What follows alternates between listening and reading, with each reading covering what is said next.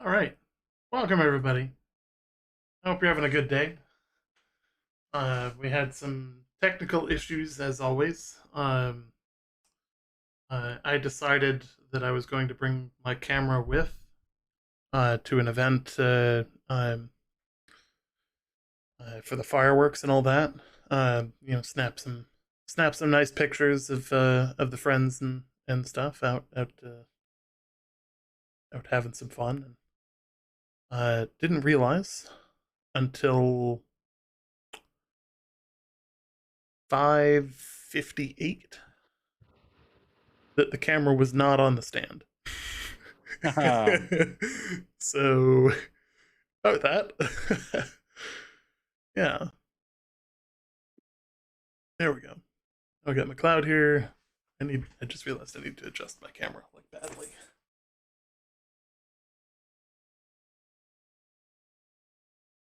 Sorry, I'm chomping on homemade like Rice Krispie cakey thing, like whatever. It is energy because I have not had any dinner yet, and it is 11 in the evening because I've been doing stuff. I know that feeling. I know that feeling all too well. I mean, I've done a 3-page kind of like breakdown of, an interview, like a three-page, like, fairly detailed breakdown of an interview that we that happened like this week. So, that happened, and I was doing that like today because I had other things as well that needed to be done, including renovating a house. So, part, I don't know, 5,000 at this particular point in time. Of probably 9,000 parts or something of that form. I don't know. It feels like it's a never-ending thing. But when it's kind of like things are slowly progressing, but like they're progressing, right? So they're going like we're making ground, like we're it's getting there. Oh, but yeah. it's still pretty slow. I'm sure if any of you play New World, like you know that feeling, like the progression in terms of the progression in terms of renovating this house feels very much like expertise right at this particular point in time. Like you feel like you are progressing, but it is goddamn slow.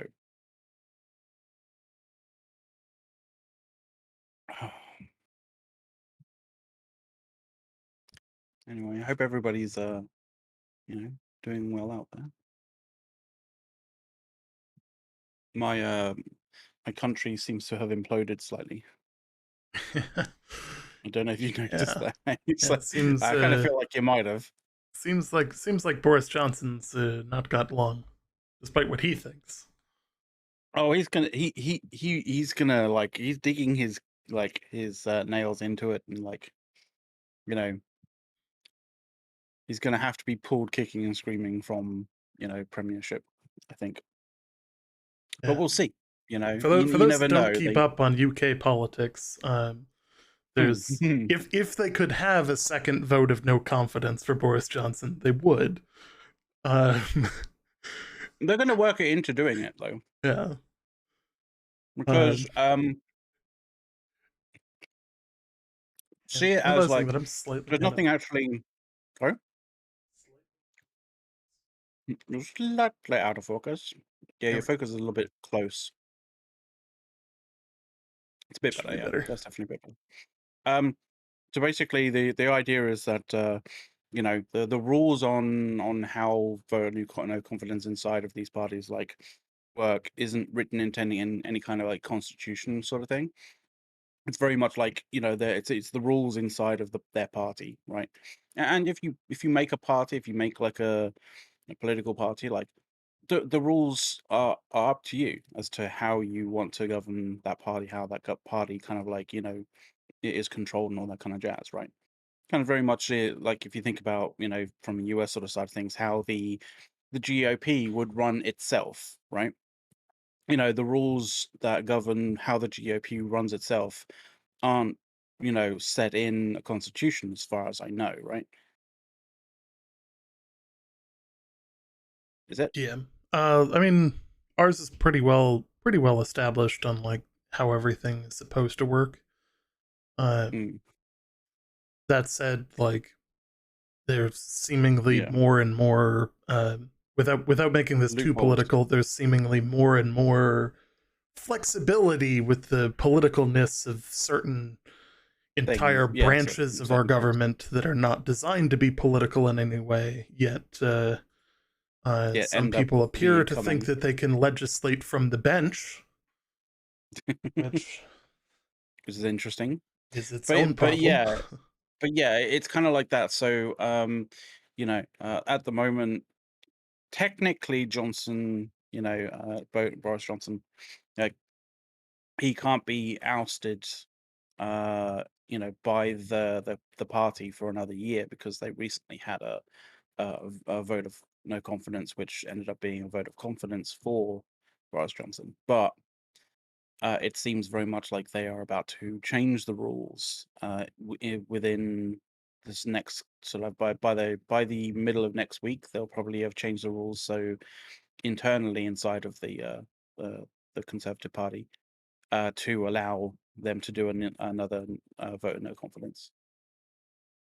And with the amount of like resignations that's happened, it's I don't think that that vote will go very well in favor with Boris Johnson, but you never know. He seems to be able to survive a whole bunch of things by the skin of his teeth, so you never know. Yeah, he's been for those that don't follow it and have no idea who he is, aren't into international politics. He's the what the hell is his title? Prime Minister. Prime Minister. Yeah. Mm-hmm. So technically, he's not the leader of your government. He's just functionally the leader of your government. He's the leader of the Conservative Party, and technically, we function under a conservative or under a parliamentary democracy. So, you basically vote in members of parliament, and then those members of parliament choose from within themselves. Oh, well, you vote in members of parliament, and those members of parliament are part of a a party, and that party kind of like chooses who is the premier, or prime minister of the house. That said, you guys also have a monarchy, which is kind of it's a strange thing because you have a representative based democracy, but you also have a monarchy that doesn't really function above it. But like according to like the legal precedent, technically it does. It's very, a lot of it's very ceremonial. There's some of it that's kind of like has that you do have like a bit of a kind of very functional side of things. Like a lot of it's just rubber stamping. Things that are that the current administration wants to do. But I think the main way that it kind of breaks apart, and is maybe probably a little bit different to say over the pond in the US, is our military forces actually swear allegiance to the crown. They swear allegiance to the Queen at this point in time. And so even though the armed forces kind of are get their orders from essentially from the defense ministry and the defense minister, technically that is rubber stamped by the Queen, and that's how that functions really. That's how that works. So technically our the person who controls our army is the Queen, although technically I don't think you'd ever see her leading from the front in that regard. If you do, you've got bigger problems. If we do, then something's happened to the Queen that's made her insanely more awesome. Although she is pretty awesome as is. Like, there's a lot of stories about her that are actually really cool. She used to fix trucks in World War II. Interesting. That's true. Interesting. So on another topic, for those that don't know, and I don't know if I should be worried that I got sent this, but from like 3 different people within like an hour of it being announced. But for those of you with Amazon Prime, you are now going to get Grubhub Plus free for a year. This is normally a service that costs $10 a month. So this will be roughly equivalent to the cost of Amazon Prime. And you get Grubhub Plus, which means you're not paying for, the additional fees on deliveries. So like it's in the US, I believe, yeah. Yeah. I was about to say, I don't get Grubhub over here in the UK. We get like Deliveroo and, Just Eat and that kind of stuff. Yeah. Now, if this is something that you're interested in, and you're interested in getting an Amazon Prime account, here is a nice fancy link for you guys that doesn't cost you anything extra, but it supports us. So yeah, doesn't cost you extra. Doesn't we don't know who's buying what or anything of that kind of form. So just it's like a kickback that helps us, in that regard. But like it doesn't cost you guys anything extra at all. So which is great. I really wish that they counted the stuff that I bought on there for myself. Because like we'd be making bank if that was the case. But can you not set yourself up as like you have a like, I mean, you already have an alter ego Commander A's, so like can you set up that up as like a can you technically say, well, I suffer from schizophrenia. I suppose I do in a way that could actually be a thing here. Not the schizophrenia part, but the like two different versions of me. Because the company bought that meal. Thank you very much. We can identify as the company, and if we change our affiliate to be a company account, instead of a personal account, then it might be because I am not the company. I am a representative of the company.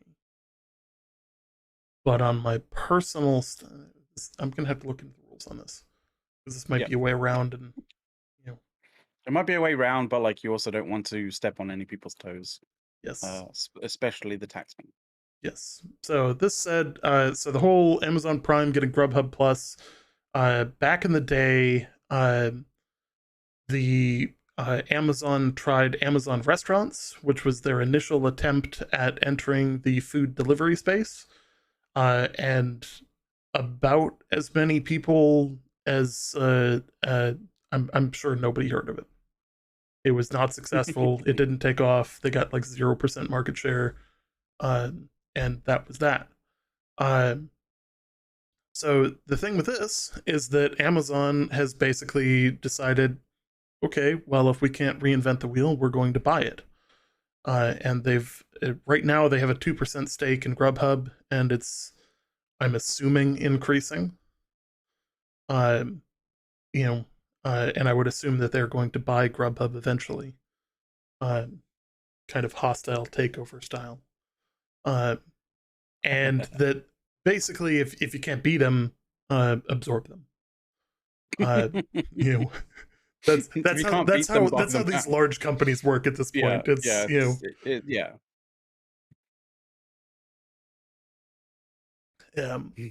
So good times on that front. That adds a lot of value to Prime. You of course get a free Prime sub. So if you're already a Prime member, and you feel like giving us that Prime sub, feel free. If you don't, make sure to use it on somebody's channel each month. It's free. So yeah, I thought that was kind of an interesting one. There's another Amazon related topic. Oh, nice. Amazon and Disruptive Games, a new IP.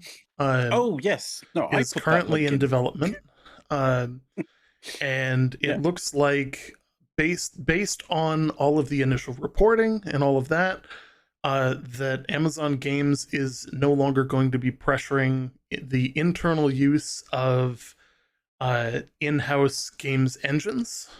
I think they've read the tea leaves and have correctly identified, according to reporting, that they will be using Unreal 5 on the game that they co-develop with Disruptive Games.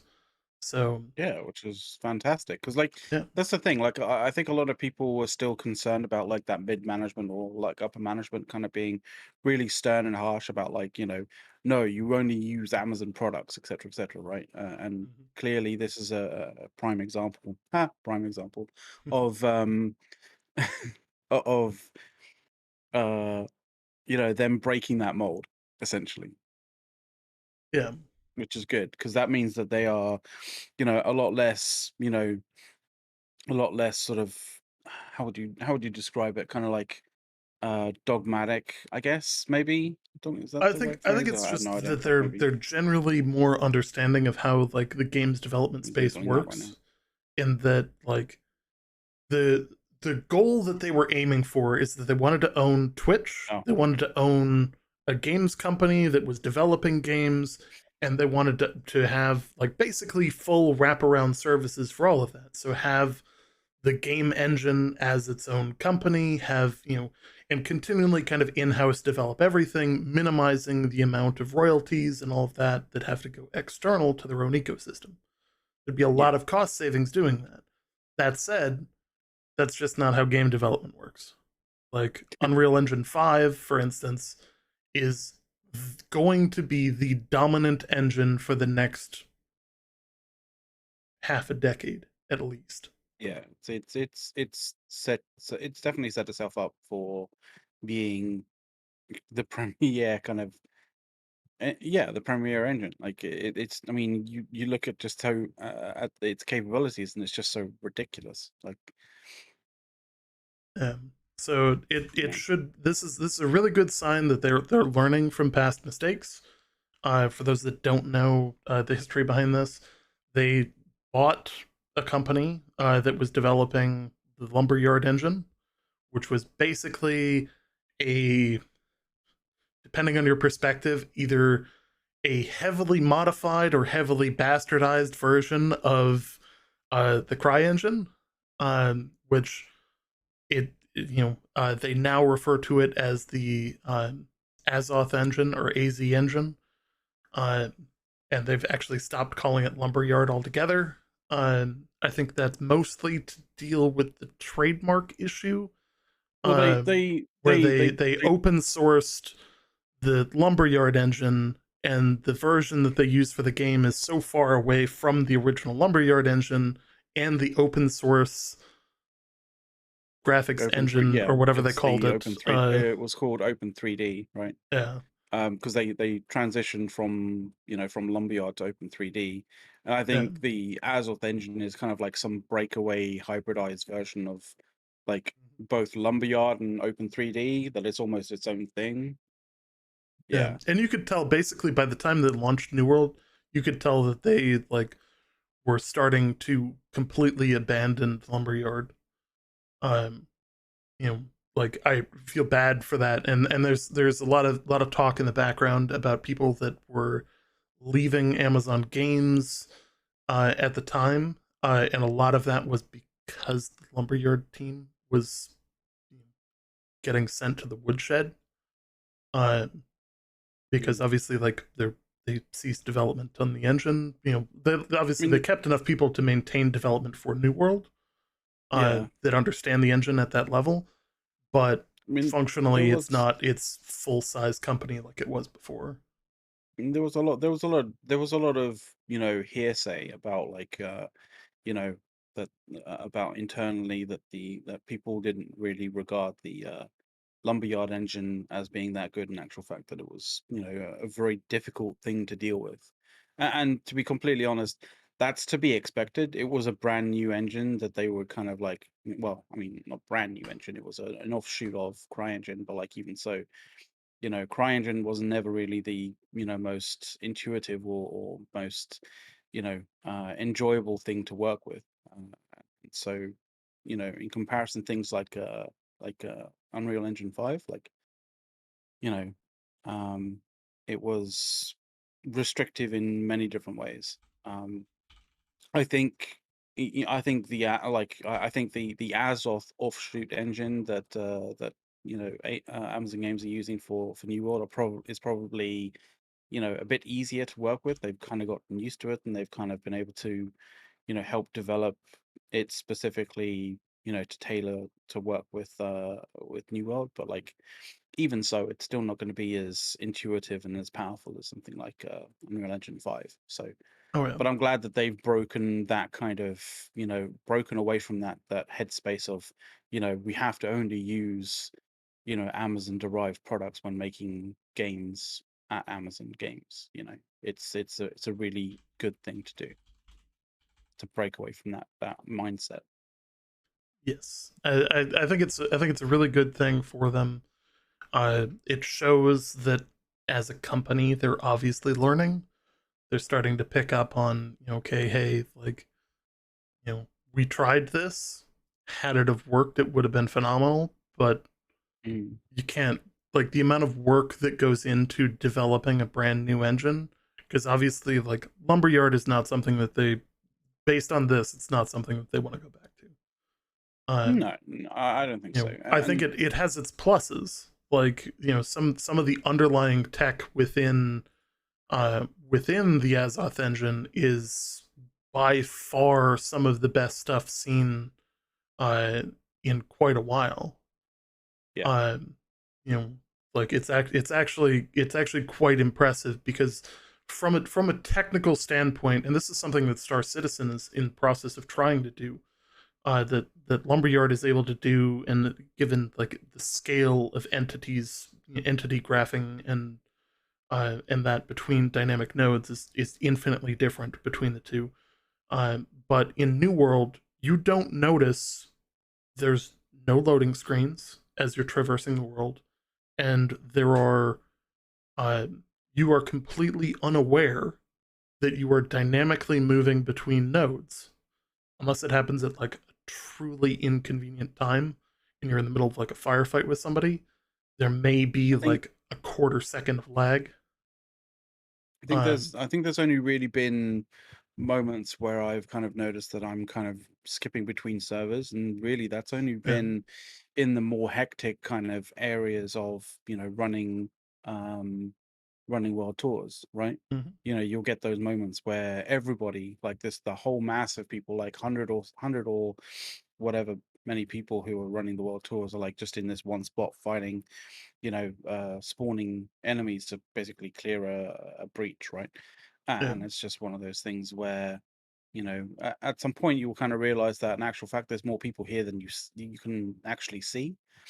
And as you traverse the area, you suddenly realize that things pop into, groups of people pop into existence almost as such.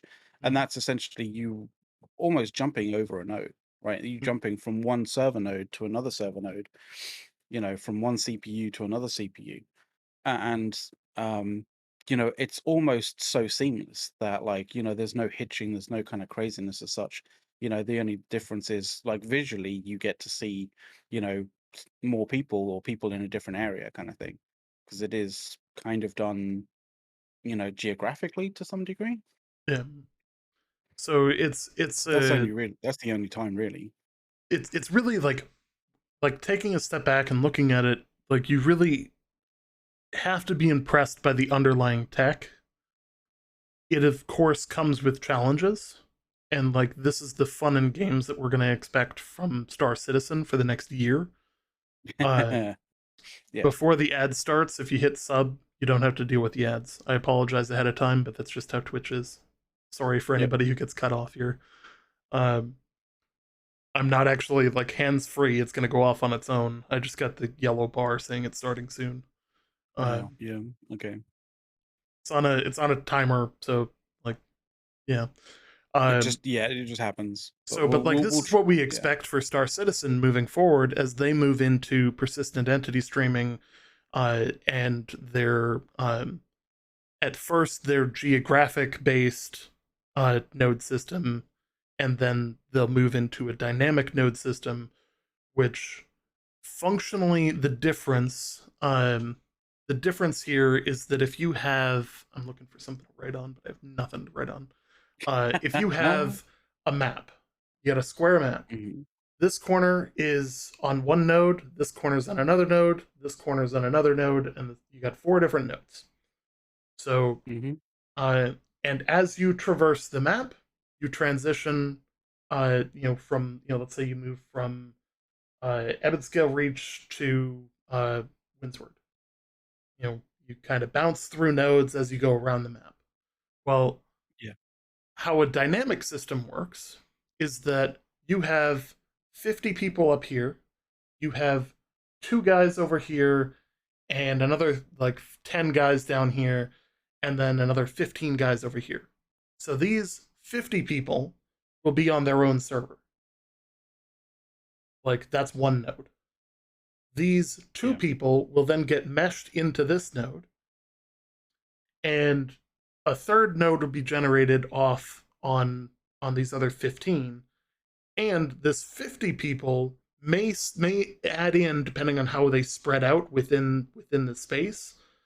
If it makes logical reason to do so, it'll split and create its own secondary node to split the workload. So oftentimes in New World, inside cities, you're actually in a kind of dedicated node that's geographically specific to the town, and that helps to prevent things. One of the challenges that they've had is that when you get, for instance, 100 people in one spot for a war, this creates a lot of drag on the surrounding nodes to deal with and pick up additional load. This creates some unnecessary and avoidable lag situations that they're aiming to fix with the new patch, which is going to create an instance like Outpost Rush, where it's off on its own thing, or like Dungeons, where it's off on its own thing, instead of using the dedicated part of the map. there's a lot of This makes stuff that so much more happens. sense and enables so many more things. It also means, Yeah, from a collection standpoint uh, of servers trying to talk to each other, where we would like to see Outpost Rush queues be, we're on the Valhalla server. So right now we can only play against people on the Valhalla server. Well, wouldn't it be better if every East Coast server for the US queued together, so well, the that'd be Outpost Rush fantastic. would pop off all of the time? And Mhm. even and then when you're on like a low pop server, if it's, if that server is starting to die off, that server still has the opportunity to play things like Outpost Rush, because the rest of the region is still having Outpost Rush running. This also creates an additional opportunity where you have a lot more people involved, that you can start doing things like casual wars, where Mm. 100 people can queue up and just do a war for the sake of having fun and participating in a war, not actually trying to take the Yeah. territory. But you can't do that Mhm. when your server can only deal with 20 people, or 30 or 40 people being off in one instance, and it won't start a second instance because there's only like 7 extra people. You know, Yeah. so it's a really cool problem for them to be solving. Uh, I think that, had they have done something on that front, it would have been a lot better. On the topic of Mhm. dungeon finders and like group makers, that is actually going to be a thing. Yeah, we're definitely going to be covering that and showcasing, Yeah. what the PTR has with regards to that, because it is something that they have developed. It is something that's on the test server, and I think at the moment it's disabled, but like they're working on it. They're working on its sort of like stability at this point in time. Yep. So it is coming for sure. It's not one of these like promises like, oh, we'll get to it. They've literally put it together. They're just making sure that like it doesn't say, for example, crash a PTR as Stunner One says. Mhm. That's the Um, benefit of the PTR, is that, like, being exactly. able to identify, oh hey, this is broken. Like, Yeah. this is how it's I mean, obviously, like, there's how it's supposed to yeah. work, and then there's like, is this stable to run, or two different things. And I'm sure there's people out there who are like, well, how in their internal testing did they not realize that it was crashing servers? Well, the thing is, most companies, especially when it comes to like making games, they don't run just one kind of branch of the current game that they have. Like, they don't have one instance or one version of, the game client that they're working on, because like, there's many different teams working on many different areas. So, they one team tweaks one code of one thing, other teams tweak codes, bits of code and stuff like that from other kind of areas. They're not all synced in any way, shape, or form. So they have to kind of like get to a particular point, then all kind of pull their kind of their sort of like changes into one kind of branch sort of thing. And sometimes you'll get a situation where like a team that's working on, say for example, the the dungeon finder or the expedition kind of group finder, um there's a bit of code from another team that they've changed that doesn't play well, and they don't, if they don't, sometimes they don't catch them by the time they actually push that kind of that new version over to the PTR.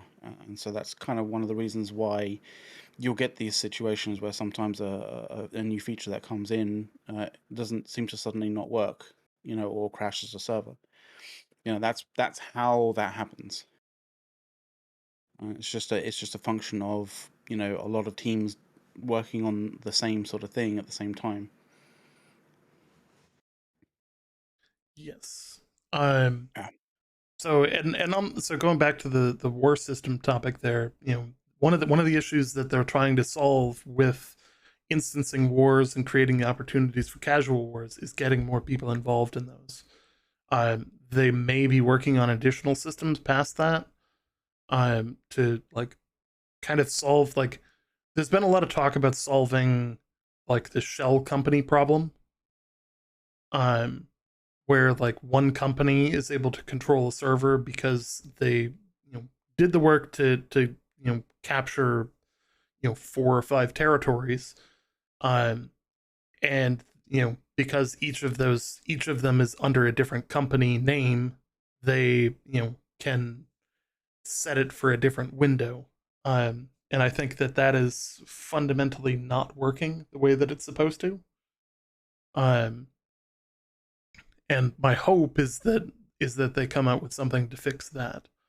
Because wars are like, I'll be the first one to say, like, in the first probably 3 months of the game, I was a part of just about every war that our faction was in. So I'm as bad of I'm part of that problem. But a lot of that was also politics, though, where like Yeah. we There's a lot of would politics fill that out a happen. squad. We'd fill out a squad for the war, as our company to support another group. The dog has Yeah, decided to exactly. take up residence beneath my desk. As he has done several times. It's a recurring thing now. Like, really, he's decided that he's going to be your foot warmer, but like, you're just going to like it. Mm-hmm. It doesn't matter. It's kind of like, oh, you were planning to move for the next few hours. Nah, that's not going to happen, mate. But Yeah. yeah, like the thing with wars, and especially the thing with territory ownership, is there is a lot of politics going on with it, and there is a lot of there's a lot of supporting you know uh, people who have uh, territory in order to kind of in order to essentially give your kind of group like kudos with everybody, and it's one of those things where when the opportunity comes to sort of to grab new territory, like it is very organized as to who's going to be taking it, and it's very much based on favors, and very much based on how much standing, and how much you're liked by the rest of your kind of faction kind of groups, especially your the very powerful faction groups. Mm-hmm. Yeah. Um, But by groups, read companies. yes. Overall, like, it was kind of a cool, you know, Yeah, yeah, they've done a lot of really positive work on this stuff, and I'm pretty happy with them for that. yeah. Um, getting pinged from like 3 different sources at the moment for a variety of things. Oh no, this is never good. At least it's not work that's pinging me. That's the important Oh, thing. that's good then. Yeah. It's not like, oh, there was a nuclear event in here, there, or wherever, and you're like, what? No, just alarms going off for like subreddit stuff. Oh, okay, Yeah. that's fair Um, but yeah, so like there's a ton of really cool stuff happening when it comes to like the kind of background of New World. Um, like we're going to be talking about the Scott Lane interview later in the like during Yes. the actual show. Because he actually had We his interview. Yeah, we're gonna refrain from actually, like, going through it minute by minute, because like it's an hour and 10 minutes long. So I think there are some things we want to we'll hit save on. it There for are now. some things that we should probably avoid talking about altogether. And then, there are Yeah. some bits that that'll be really fun because like they kind of showcase the understanding and where they're like building um, their framework for moving forward on. Yeah. Also, for those I that think, don't know, it's Scott Lane's birthday today. So yeah, if you go to the yeah. forums, please, I'll find the link quick. But make sure to wish him happy birthday. Always worthwhile. It'll take me a minute to find this link. That's fair enough. No, I'm just trying to think as to like what I've been doing games wise to like, actually, to be fair, I've been kind of getting into a little bit of Escape from Tarkov, to be honest, and that game can be frustrating as hell, but like, yeah, it's definitely worth, definitely worth it. Um, it's definitely worth the kind of the frustration that you get from it, but Jesus Christ, is there a lot to learn on that game? It's kind of crazy. Oh yeah. Just the detail in the amount of in the maps that you have to kind of learn, because it's not one of those games that holds your hand in any way, shape, or form. It prides itself on not holding your hand in any way, shape, or form. But if you have some people who have played it, and play it, quite heavily, um, you know, look to them, because they are like gold. Oh yeah. Also wiki pages are like gold, especially maps, like and the endless amounts of maps that seemingly the community has created for all the various different kind of things. It's just it's a beautiful example of community kind of like coming together and helping each other out, which is great. It's always lovely to see. Oh yeah. Sorry, Yeah. I'm trying to adjust my lighting. No. Uh, yeah, there's a. I'm excited to talk about. We got a lot of fun topics for today's show. Like, there's an absolute ton to talk about for New World. Um, I think Yeah. Lost Ark. There's some fun ones to talk about Lost Ark. I'm wondering whether you haven't And even included.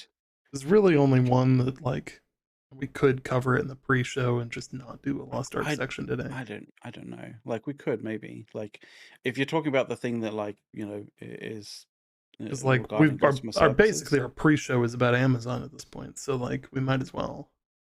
I mean, we could, but like, then again, the other thing that we could talk about is the whole boobs thing, Oh yeah. which you Uh, failed to put onto the thing, so onto the show I notes. did fail to put that on here. So And there people was out there might be wondering basically what the hell. so a new Guardian or new Legion raid A was new released Legion, in the yeah. last patch. Vicus is a demon woman with well-endowed woman, put it that way. And a streamer decided that she was going to buy a pair of basically fake boobs.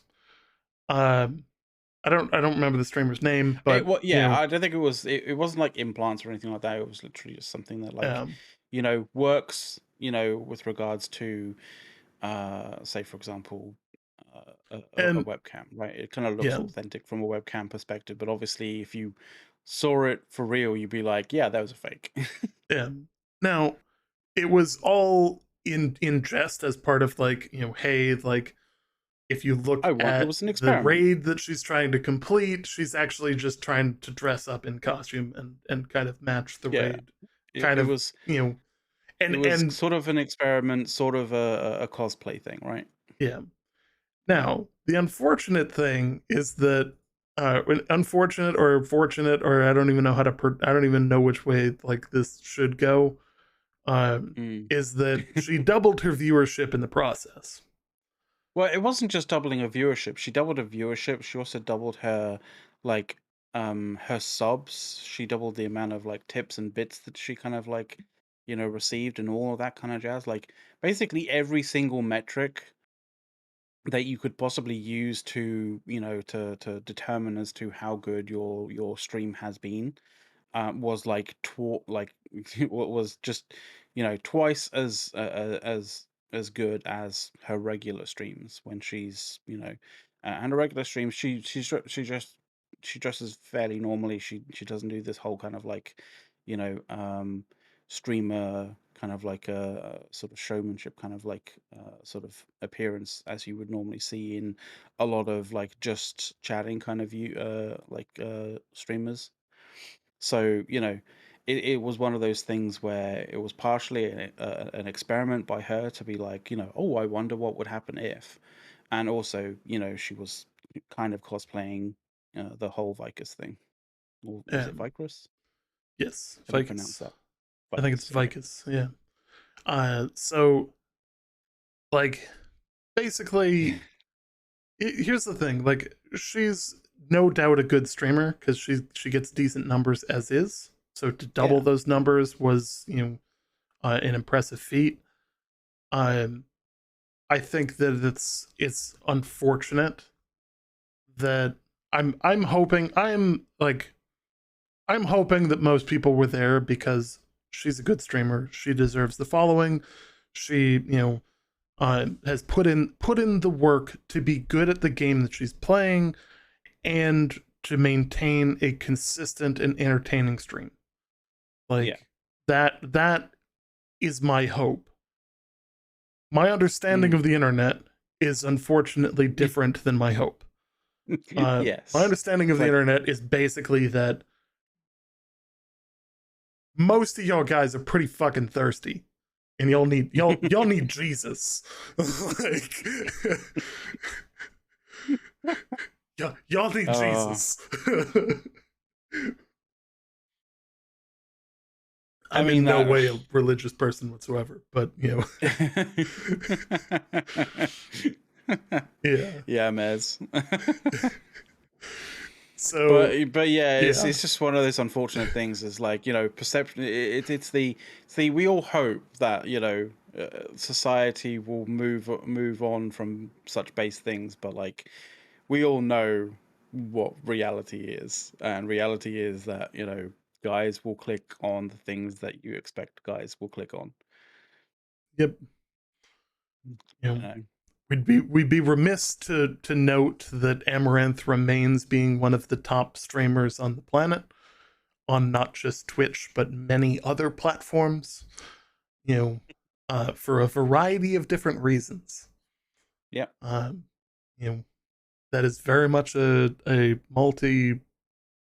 I'm sure it's got to be $1 trillion business, depending on which business I'm talking about.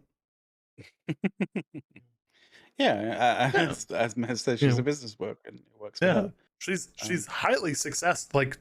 Putting it realistically, she is highly successful at monetizing what she does.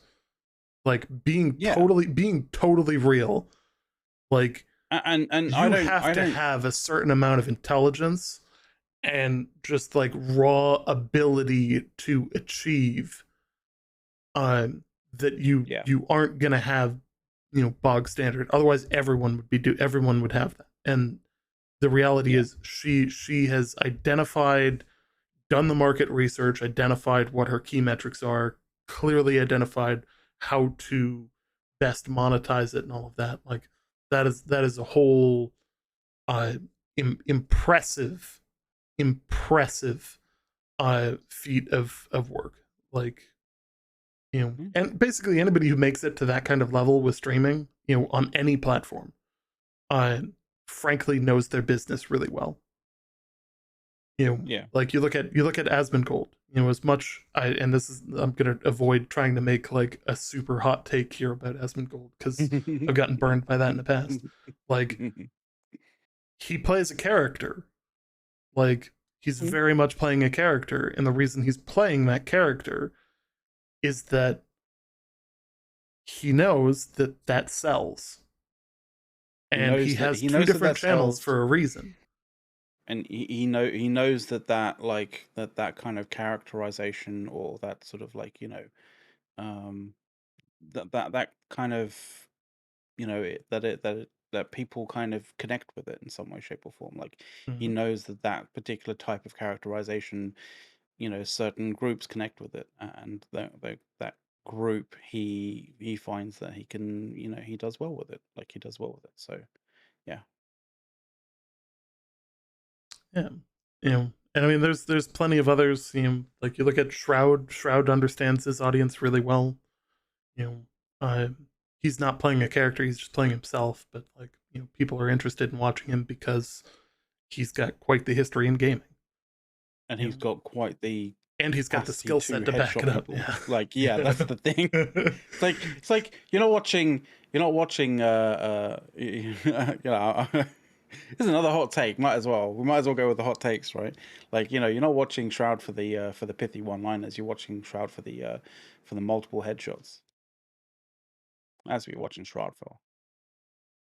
And you're watching, and in that kind of sense, like that drives what he does and how he makes money, right? Like, you know, everybody wants to know what Shroud's using. Everyone wants to have the same mouse that Shroud uses, right? Everyone wants to use the same keyboard that Shroud uses, because, like, you know, somebody like him who has the skill and ability, you look at what he uses as like that you know, those peripherals, those things that he uses is not inhibiting his ability to murder people right, left, and center, like better than anybody in the world, right? And so people look at it and go like, well, I don't want to be, you know, I don't want to be, you know, curtailed, or like, you know, limited by, you know, the keyboard or the mouse that I use.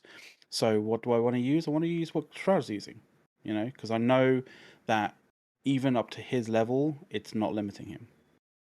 And that's where Shroud kind of like gets his, you know, makes his money, gets his kind of, you know, gets his, you know, gets, you know, well, but it's all about identifying your target market, and he's identified his target market, and he's done really well with monetizing that target market and identifying opportunities that focus on, you know, like for a good example of this would be like Alpha Gaming versus Shroud. You know, if you want to get a microphone, like a streaming microphone or like an audio setup suggestions, you're going to go to Alpha Gaming because, or you know, Senpai Records, or I think he rebranded it. I can't remember what they were. Senpai Games. Senpai Gaming, like, you know. And Harris Heller is going to be like your guy to go to for that because he knows his shit when it comes to audio.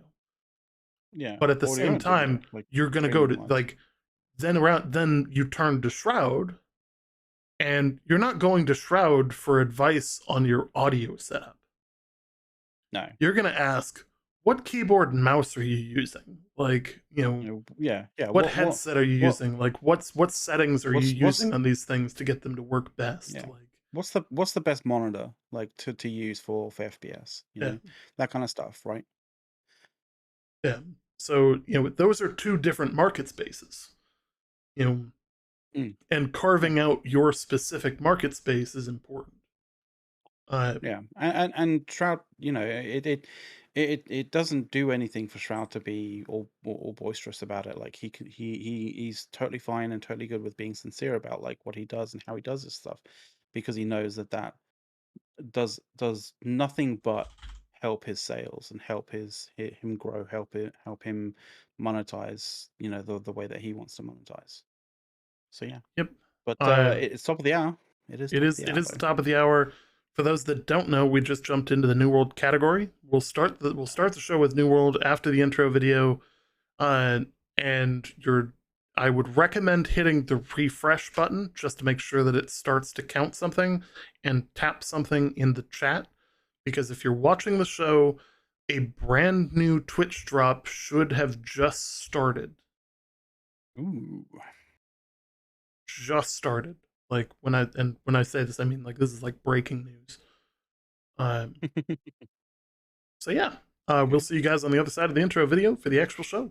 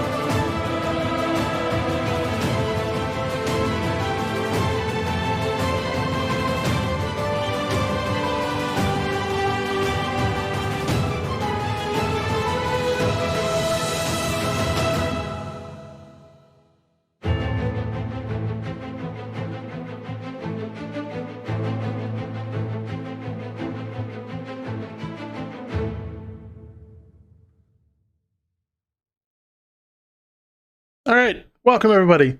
So, I realize that this is not the normal way that we start a show. However, I wanted to showcase that a tweet was just released. I'm getting clarification on this because it doesn't have a time, and I don't actually see it, and I'm not going to show you my dashboard. But I did want to start the show by saying, hey, there is a drop active. I know for sure at the moment the drop that is active is the Azure Plains apparel skin. So if you have that, that is still obviously active. I'm asking for clarification because they released this tweet and it does not have a actual date on it. And it seems like it launched early to me. But yeah, it sounds like it's launched early for sure. The other kind of thing is obviously with regards to watching 4 hours or something to get the drop. Like it doesn't have to be 1 4-hour unbroken stint of watching something. Like you can accrue those 4 hours from different streams at different times on different days. So just as long as you hit that 4 hour of accumulated watch time on streams that have those drops enabled, then you're good. Just so you know. Also, by the way, I was mentioning this to A's as we were going through the intro, like because we're going to try and make a new intro.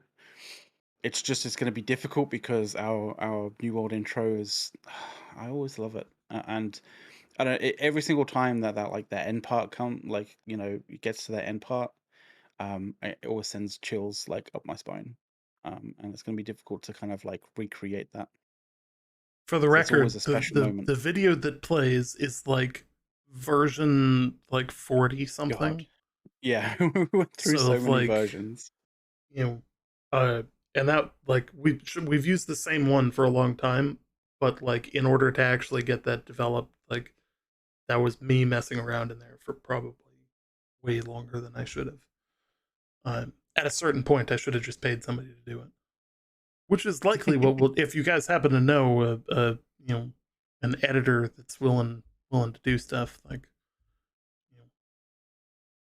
we'll pay on completion. Exactly. But yes, let's start our show as we normally start our show. Welcome to the NWO show. We are excited to share with you guys some New World news, a little bit of Lost Ark news, and an absolute ton of Star Citizen news. that Star Citizen stuff just goes on forever. It seems. Yeah. Balls. Putting it into perspective, our notes for today are 10 pages. So, oh god, it is as well. Christ. It might be a good idea to look into that Grubhub subscription for Prime members. Strap in, guys. Strap in, guys. This show is serious today. Yeah. We may gloss over certain things in an effort to not be on for 6 hours.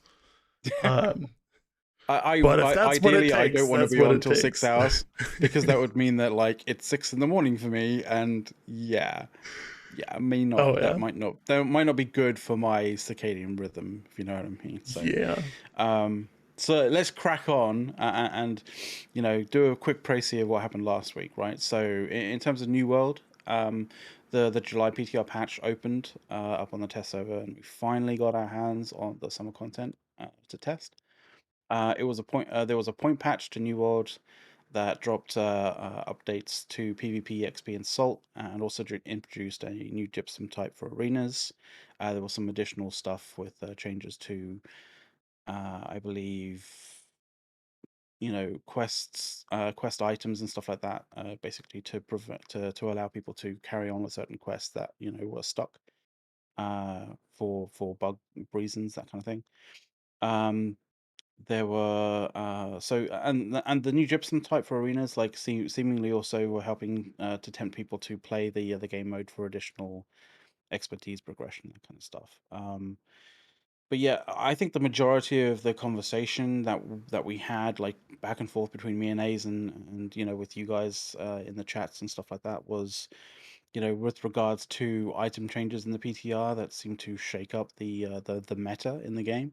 The meta is very much based on around this idea of best in slot. So, there is a set of perks that on various different things that seem to be best in slot, and people take a lot of great time, effort, energy, and resources to create these and build these best in slot kind of gear sets.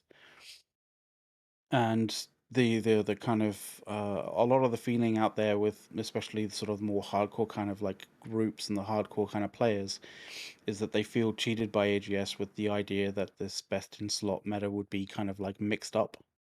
Some of them are mainly kind of gripes regarding the fact that they put so much time and effort into it, and that they would feel kind of cheated about it, which coming from an EVE Online standpoint where, it's a very cyclic nature of like what's meta and what's not, and you always have to sort of like be chasing what's the next meta when, the developer kind of like changes things up and shifts things about. So like I'm used to it. I'm used to that kind of like that, that constant sort of change, that constant sort of chase. It's very much I can very much like understand and appreciate like people getting to a certain point and then having to sort of like, oh crap, it's changed, and you have to sort of like do a whole lot more work. So I do kind of feel from that, but I'm not I'm not pulling out my violin for those guys in that regard. But there are some legitimate issues regarding how the new best in slot items would be kind of near impossible to craft because of certain bugs with timeless shards, and that's a legitimate gripe as far as I'm concerned. And we talked about that as well in the show. So if you guys want to check that out, definitely check out the previous show.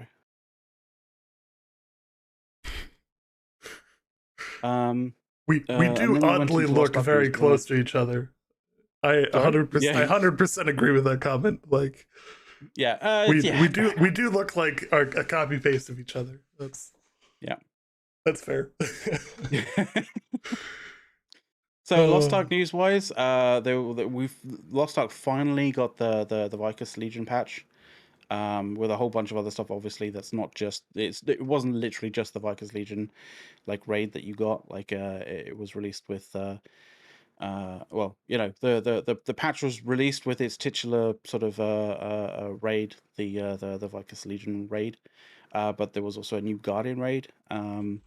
And there was also the Thronespire Tower that you could kind of go and do. There was a summer dance-off event for on the Heartbreak Island.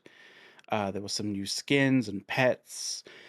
What were the pets again? Like I forgot what the new pets were.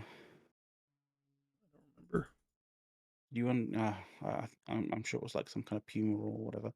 Anyway, but they also obviously, you know, with a patch like that, you also have tons of bug fixes as well.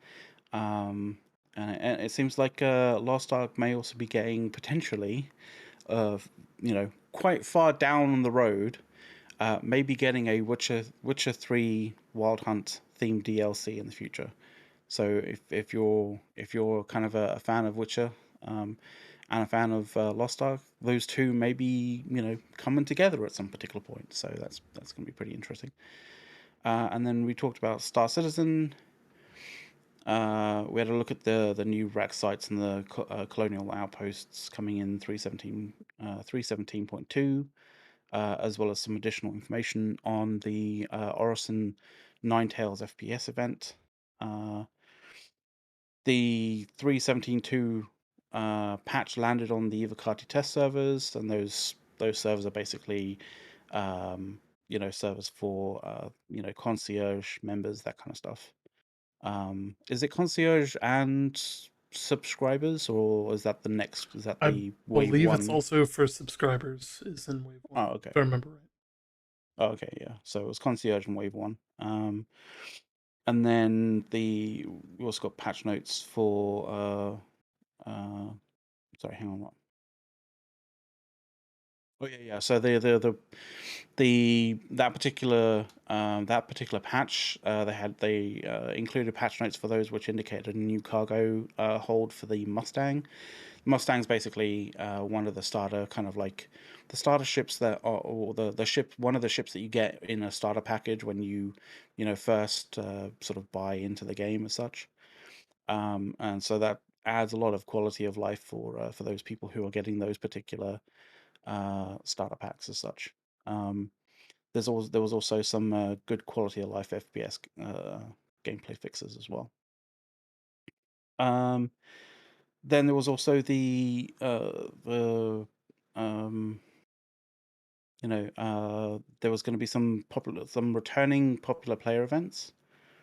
Jumptown was coming back, as well as the Ninetales Lockdown, and that's basically was going to be making a return over the weekend that was coming, which was basically last weekend.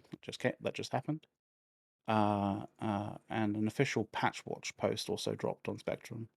And Spectrum is CIG's like official forum site, that kind of thing. Yeah, that basically confirmed that there was Mustang changes coming, as well as some important under the hood changes. Specifically, these changes were named as the actor downstream networking, which is, you know, we kind of described. We talked a little bit about what that means in the show, and we got a sneak peek on what was coming through July in a sort of like an article called this month in Star Citizen. So, you know, that's pretty much what happened last weekend, or last week. Sorry, last Wednesday for the show. But yeah. Yeah. That was a summation. Absolutely. Sorry if I'm being quite quiet. Somebody's trying to hack my Battle.net account. I'm currently in an arms race again. If it's Russians again, it's going to be really annoying. I'm getting tired of the Russians stealing my goddamn Battle.net account. Like, could you stop, please? I'm just trying to play, you know. I'm just trying. Like I got the email and it's like there's been an unauthorized attempt to access your account. What? Why does this keep happening when I'm on the air too? I don't know. They just it's prime time. It's like oh it's middle of the week. It's definitely it's definitely actually no, it's definitely not time that they should do it then because you're going to be using it. Like they really haven't thought this through as to exactly when well, either they haven't thought it through or they really have thought it through and they've figured out exactly where you're Hey, thanks for the raid. exactly. Oh yeah, yeah, definitely. Yeah, exactly when where you are and what you're doing, kind of thing. So, but normally, if I was going to hack someone's BattleNet account, like I wouldn't do it at the prime time that they would probably be playing. You know, that particular game. So, but yeah, but Or like, cheers, Evonix.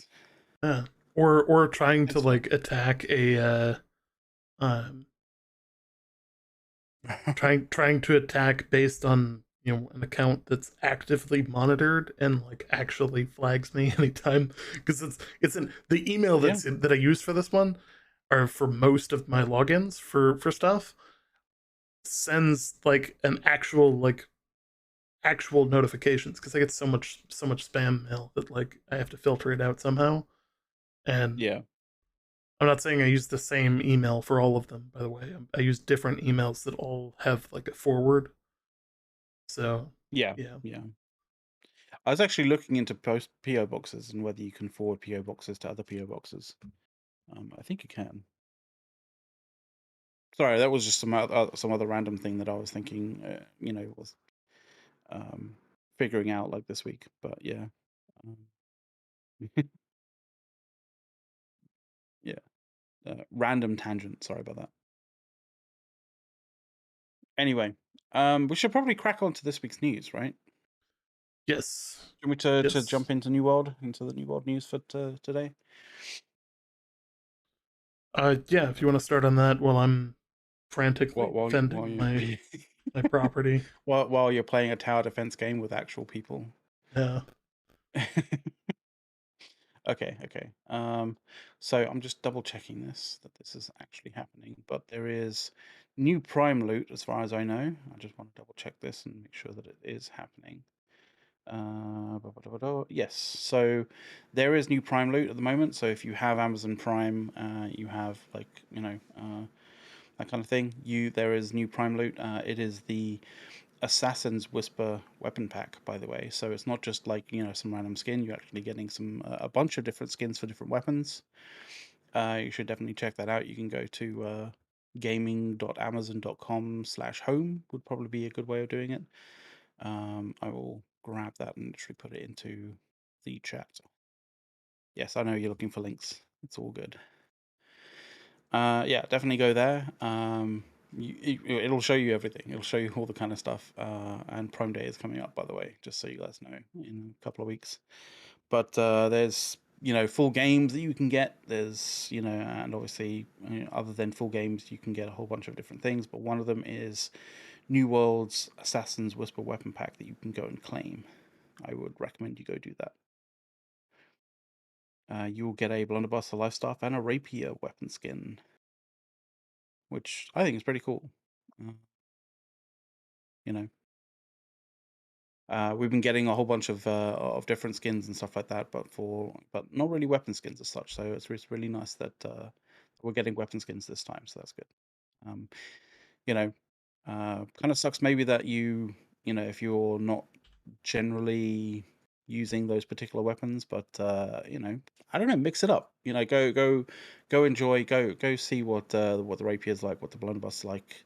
Maybe kind of like switch it up and play as a as a healer, to help people out, that kind of thing.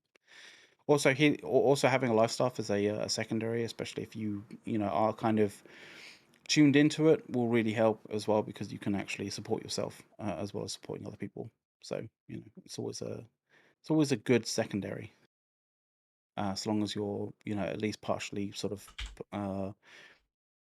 you at least partially have some attributes in focus.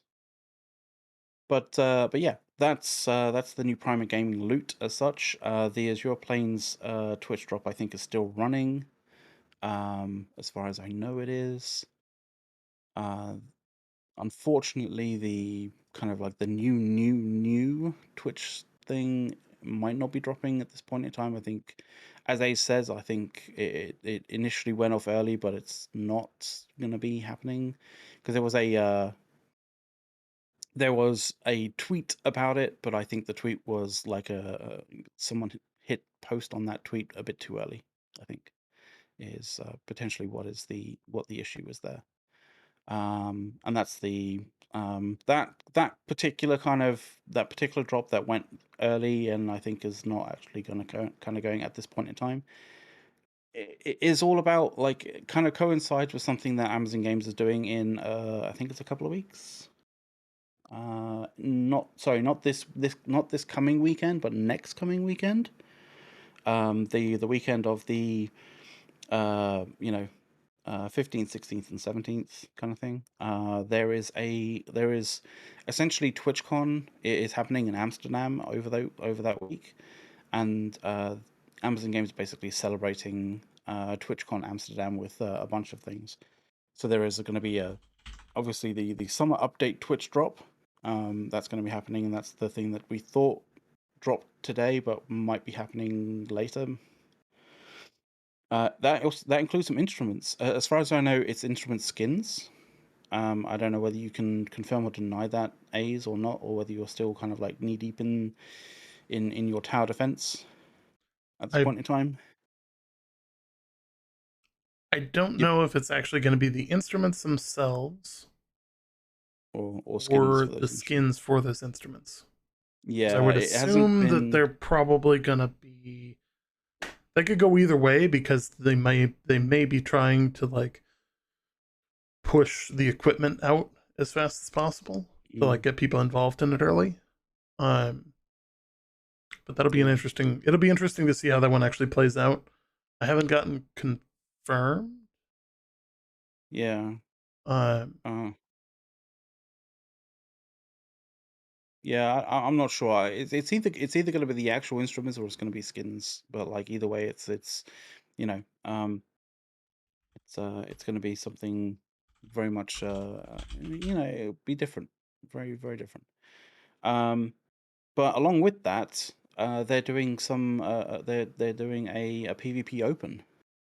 By that, obviously, it's a tournament, a competition as such.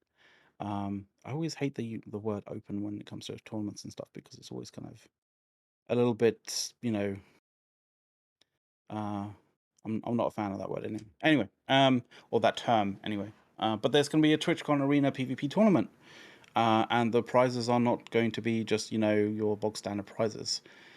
There is going to be a prize, obviously, because it's the TwitchCon Arena PvP tournament. It's a 3v3, which means there is, you and two others of your team get the prizes. And the first prize is pretty fucking fantastic, I think. There is an almost all expenses paid trip to TwitchCon for you and two others. I say almost because it's basically flights. It's flights, it's accommodation, and it's the price of the tickets to get into TwitchCon. I think the rest is basically based on is all up to you. But like, other than that, and that's the majority of it, is essentially paid for by Amazon Games, which I think is really cool because it's a chance for you and your mates to go to TwitchCon San Diego and enjoy the sunny West Coast of America, which is pretty cool. Second place is a bunch of Alienware peripherals, and the third place is New World merch, which includes a backpack, which I haven't seen before, which is pretty cool. Yeah. So those basically don't post that to Reddit. Don't make me work. Oh God, yeah. No, don't post that to Reddit. We actually put in a specific rule that says don't post here if you got banned on Reddit. because frankly, so here's the thing about like one, like I sympathize. Like if you got banned improperly, like I sympathize, obviously. But the other side of it is we have zero way of knowing whether or not you're telling the truth. Like, you know, like internet rules apply here. Like we, you know, and like I'm just intermediary, we just don't know. You know, and when it comes to the subreddit, I'm one of the mods. So like, you know, it's one of those like, it's you know, shocking news. Neither of us are developers. We don't work for Amazon. Despite the show name. And Lyson, you know that we're not developers, so you just get out of that. Like, so if any of you were holding back your Prime subscriptions because you know you thought we were devs, you know, little did you know we're just content creators who just really like this. Yeah, this is you know, we do this for fun. You know, we're not being paid by Amazon for this. Jesus Christ! Like, I guess maybe if you push a Twitch Prime sub to us, then technically I guess we're being paid by Amazon through Twitch as such. But like, you know, like, come on, that's it's a bit of a stretch anyway. But even so, BTU Lamb, like the competition that I was talking about was basically, it's a TwitchCon Arena TwitchCon Arena PvP tournament, which is going on at TwitchCon Amsterdam. That'll be happening not this coming weekend, but next coming weekend. And I don't think you need to be at TwitchCon to do it. Like, I think you can be, you know, playing it from where you are as such. But like, the prizes are basically first places and pretty much almost all expenses paid to TwitchCon San Diego, and I think second place is Alienware, some Alienware peripherals, I think keyboard, mouse, and something else, headset, and the third prize is some New World merch, which includes a backpack. So yeah, if you're interested in that, definitely check that out. I'll see if I can grab the link. Also in chat, so New World Database, nwdb.info, for one, is just an amazing site. Two, they support us directly, so like, make sure to go check them out. Fundamentally, they have everything you could ever be looking for. They have the PTR up, so like they have the actual database for the PTR, so you can see what's different. And on there, they have the actual special summer stash, and it does contain the actual instruments, apparently. So that's good. It is the instruments. Oh, fantastic! I'm wondering if they're like, pretty cool. I'm wondering if they're like tier 1 or tier 2. I don't know. But I guess you'd have to go to you know, nwdb.info to find out. Yeah. Maybe. Who knows? Or dares to dream. Anyway, by the way, I hope you guys all enjoyed your bonus XP for the various different bonus XP events that happened over June, because it culminated in an all XP event on the weekend that just went. The July 4th weekend was an all XP event, lasting until the 4th of July, really. I think end of Independence Day. Looks like it's T3 gear. Okay. Make sure that I'm not. I mean, you're giving it away now. Now they're not. Now they don't need to go to nwdb.info. Oh, we can showcase. But like, you should go to NWDB. You should go to nwdb.info anyway, because like it's a fucking great site. So you're gonna get the flute, the drum, the guitar, the upright bass, the mandolin, and an aged fishing pole, as well as a mandolin bug and medley fair tokens ×5. So that'll be. When you say aged fishing pole, I just hear a knackered fishing pole. Like, well, aged wood fishing pole. Yeah. So it's still tier 3, so like, you know, it's an aged wood fishing pole, not an aged wood fishing pole. Yeah.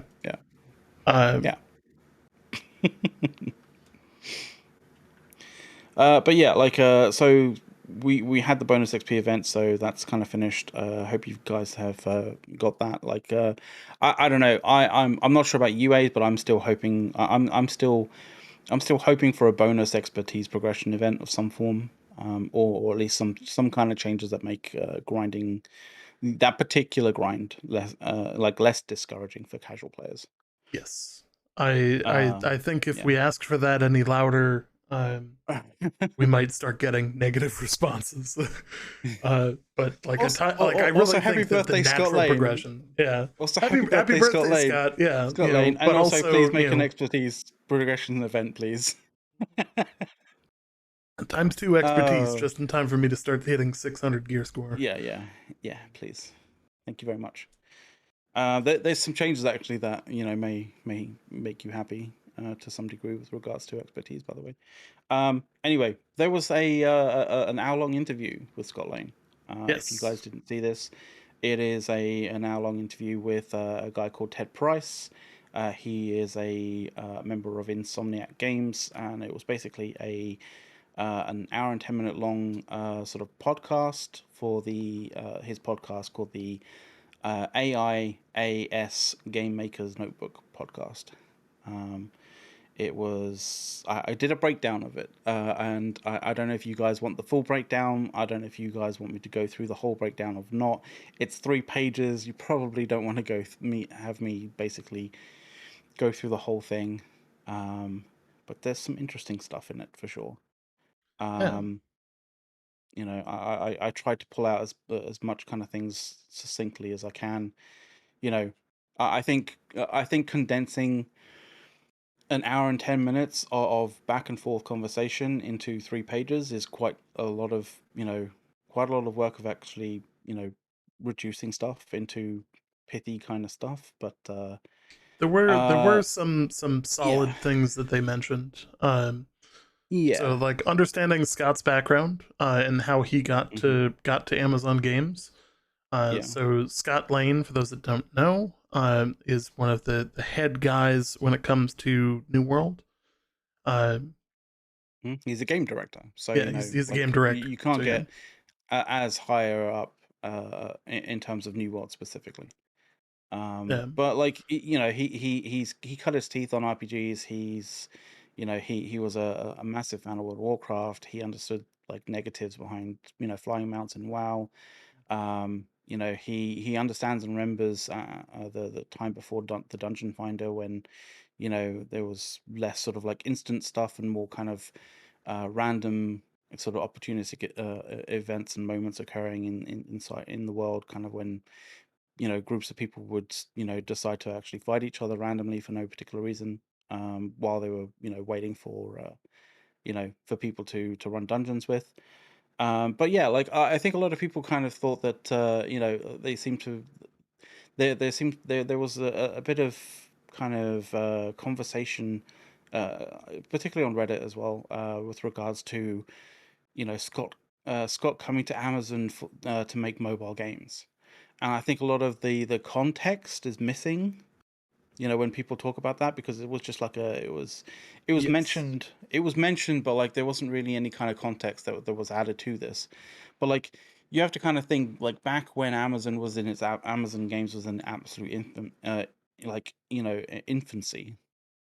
They were just really kind of like promoting and publishing mobile games, like and mobile games that you've never heard of as well. So like small mobile games that didn't really get that far. But the industry at that time was looking at mobile games that were making absolute killings in terms of like you know money, and a lot of people kind of thought that mobile games was where the industry was moving towards.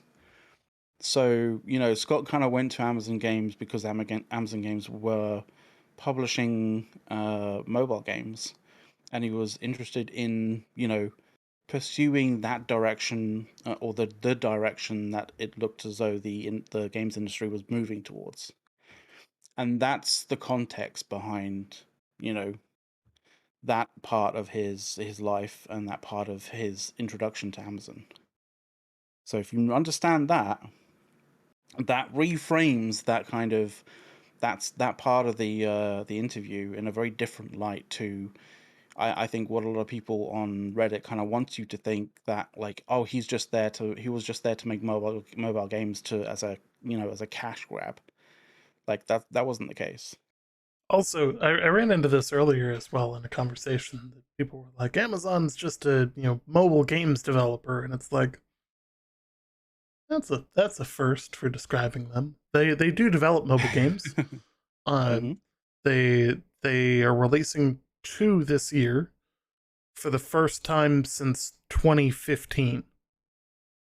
Exactly. So calling them a mobile games developer may be a little premature, It's a in bit my much. Yeah. opinion, but like, you're technically right, but also like, you know, the studio as a whole is very much interested in making, all different types of games. And obviously, like with New World and Lost Ark, those are substantially larger investments than making a mobile game. So, Yeah. Exactly. so also going into a little bit more of Scott's history is he was playing a lot of survival games like DayZ. Uh, when prior to the game's first alpha, and that was really kind of helping guide like how they wanted to go with things, and seeing if they could scale that survival gameplay uh, to a much more significant level. Yeah, because Uh, Daisy and games like that were very limited in terms of like the amount of people that can kind of interact. yeah. Uh, So they wanted a little bit and more. that's really how they got to like Alpha One, and then he talks about hey, like the survival crafting gameplay in there is, I mean, frankly, it's second to none. Like I know in Alpha One, like I had a blast with that. Um, it really was a really solid gameplay loop. Um, the Yeah. Where things started to kind of go awry, and they talk about like the player retention numbers, and like you know how they were watching people actively leave the game, and almost all of them were giving the same feedback. We want more story, we want more PvE, we want more, because Yeah. Yeah. And there's a the lot of thing is, people there out were there that'll tell you that like, oh, Alpha 1 was wonderful, and it's like Alpha 1 was basically Rust in the 1700s. yeah, it uh was Rust in the 1700s, and if you enjoyed Rust in the 1700s and you enjoyed like, yeah, being able to smash someone's skull in and yeah. and scream at them over the internet about like how they lost, then yeah, you'd have probably loved it kind of thing. But it a lot had of people it didn't had enjoy no that gear too much. score. You could go Yeah, straight to the end game zones and complete end game zones in the first 15 minutes. It had no PvP, or my bad, it had plenty of PvP. It had because PvP was on all the time, but it was discouraged because the system had if you were flagged for PvP, you didn't. There was no flag for PvP in Alpha One. My bad. Um, but if you killed somebody, you were then flagged as a criminal, and if you died as a criminal, you lost yeah, everything on your body. yeah, So like, you can see like this is not obviously like a this is almost in no way reminiscent of the current game. Um, yeah. and most of that is because there was also no real PvE. Like there Yeah, just there really really wasn't wasn't. there. There really wasn't. Like the closest you got to PvE was like crafting, and the requirements to craft things basically meant that you would have to go out and forage things, and that was Yeah. essentially the PvE that was available to you in the game So like at the the time. mobs moving around the world, like when you could like randomly encounter, the different mobs around the world was it. There was no Yeah, expeditions, there was no invasions, there was none of this high end, higher end, gold or silver or whatever name plated enemies or anything like that. There were no additional mechanics beyond the very sparse population of NPCs around the world. Yeah, exactly. And it had its own it had its ups and downs. Like I'll be the first one to say there are parts of Alpha 1 that I wish would come back. Um, Hmm. Yeah, but me too. you know, continuing with the actual thing here, uh, they started to understand the constraints that they were working within the hardware and the software, and then when they were trying to create like what exactly they wanted the game to be, like what genre did they actually want to hit with this, and where could Yeah. they actually go? And based on the feedback they received, they identified that okay, hey, we need to buff this out on the PvE side. We need to make, because there was no quests. Like there wasn't even town board missions. No. So like They had to put together a whole. They had to yeah, essentially. Scott talked about like how they had to completely completely remake the team to have this new kind of side to to develop this new side to the game, right? yeah, And that was that was they had to do that in a very quick kind of time frame as well. mhm. You know, um, but so like the conversation kind of like moves on, right? yeah, They like the guy who's basically interviewing mentions that he really enjoys the customizations to the game that allows you to break like the typical molds of the more kind of like typical multiplayer RPGs, right? So the typical kind of tank healer DPS kind of side of things, with things like the great axe and life staff builds, right? The kind of like, you know, um, like hybrid uh, support and damage class kind of thing, which kind of breaks the mold, which is pretty cool. And Skull, I like this. Skull actually admits that he's a little selfish in terms of wanting to just get stuck into the content as fast as possible. yeah. Which, And so he expounds on that, and he plays healer a lot. yeah, Healer or support roles generally because it gets him into the content faster because you always need healers. yeah, You know, yes, and I thought that was an interesting perspective to come from, where it's okay, hey, he doesn't want to wait, so he's identified. He's like me. He's very much like me, where like for Lost Ark, I main a paladin, and it's yeah. because You no started with one's the gonna support. say no to a paladin. You Yeah, know, exactly. We like all, you're gonna get in any group you every want in. every single dungeon kind of group needs a healer, and um, yeah, is always looking for a healer. Yeah, they talk about like exploration as well, and Scott actually, there's a nice quote like that Scott sort of says that in my opinion, crafting drives exploration, and I think that's generally quite true. You know, there will obviously be those pure breed kind of people who want to see what's over the next hill, see what's over the next ridge, see what's inside of that like big forest kind of thing. But like a lot of the times, you're out there exploring because you want to find materials to craft stuff with. Um, and I can see a lot of logic in that.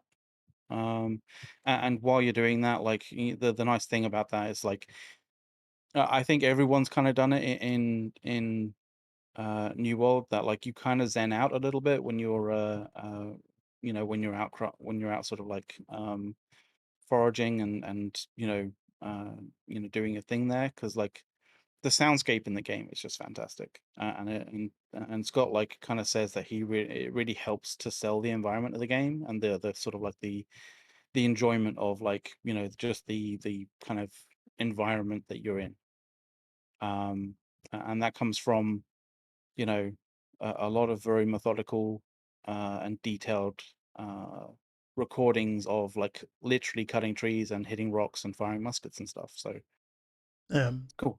an interesting thing that I'm sure has been knowledge from before, but uh, the muskets and cannons in the game are actually one of the only times in gaming that real muskets and real cannons were actually used for the sound effects.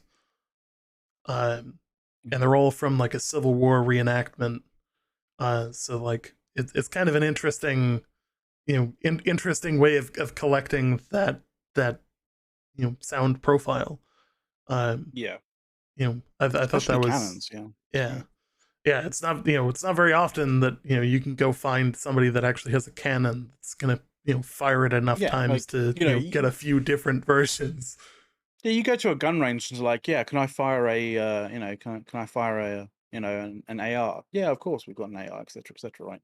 It's gonna you're gonna get a different a different response to them if you come up and go, hi, can I fire a flintlock musket? It's like, yeah, did you bring one? Like, no, I thought you had one available for me to fire so I can record it.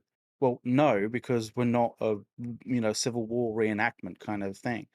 Yeah, And that's kind of one of the things, it's rare that you get the opportunity to be able to record those sorts of things. And even though games have, you know, a lot of games have recordings of various different things, it's a little more difficult to to get the opportunity to actually go to to do recordings on a live Civil War reenactment. So yeah, it's cool.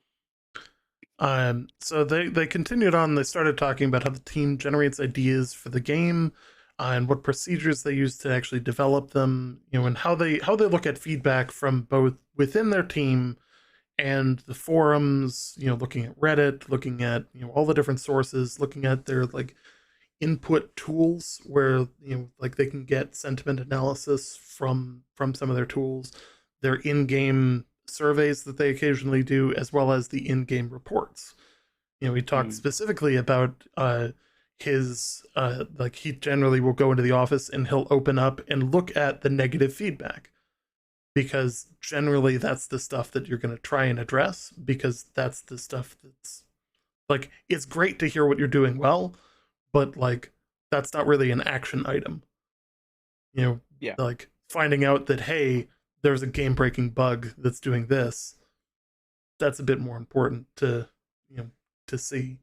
Not that he doesn't like seeing the good stuff. He also referenced a player expert group that they talk with Oh. and get feedback from. That he refers to them as just kind of general players. I have the exact quote here. Um, Oh, okay. we also have an experts group that plays the games. They're not part of our team at all. They're all actual players that we went out and found. That they are the real big experts in the game. And we just ask them, Mm. what's your take There on you go. this? Could we get your feedback on this? And we're consistently in a feedback loop with them as well. So like, it's Hmm. nice to see that they're engaging with the players at a high level and are able to identify the ones that are able to Uh, provide I quality feedback. I like the fact that they're doing a multiple kind of, multiple vector approach kind of in terms of feedback, because like there's a lot of things that like if you're only listening to one type of feedback, you can get blindsided by, the bias that is there.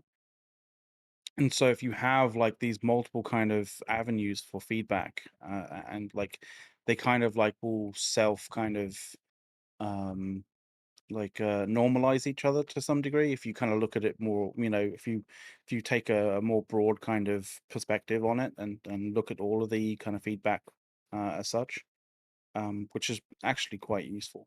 um I think very, very, very useful for them, because like I've seen lots of games kind of get really screwed over by developers who look only at one type of feedback, or get get pulled into only one type of feedback, or or to prefer one form of feedback over the other, and it always leads to the detriment of the game. Oh yeah. Um, Not mentioning anything. Eve. yeah. Oh yeah. Um, they always take the negativity with a grain of salt, as younger people don't necessarily understand how they formulate their feedback. Uh, uh, the Yeah, it this was regarding like, yeah, how like how they take feedback from players, right? yes. Yeah. Um, Like they're like we've kind of harped on this in the past, where like people, in my opinion, are most people are really bad at giving feedback.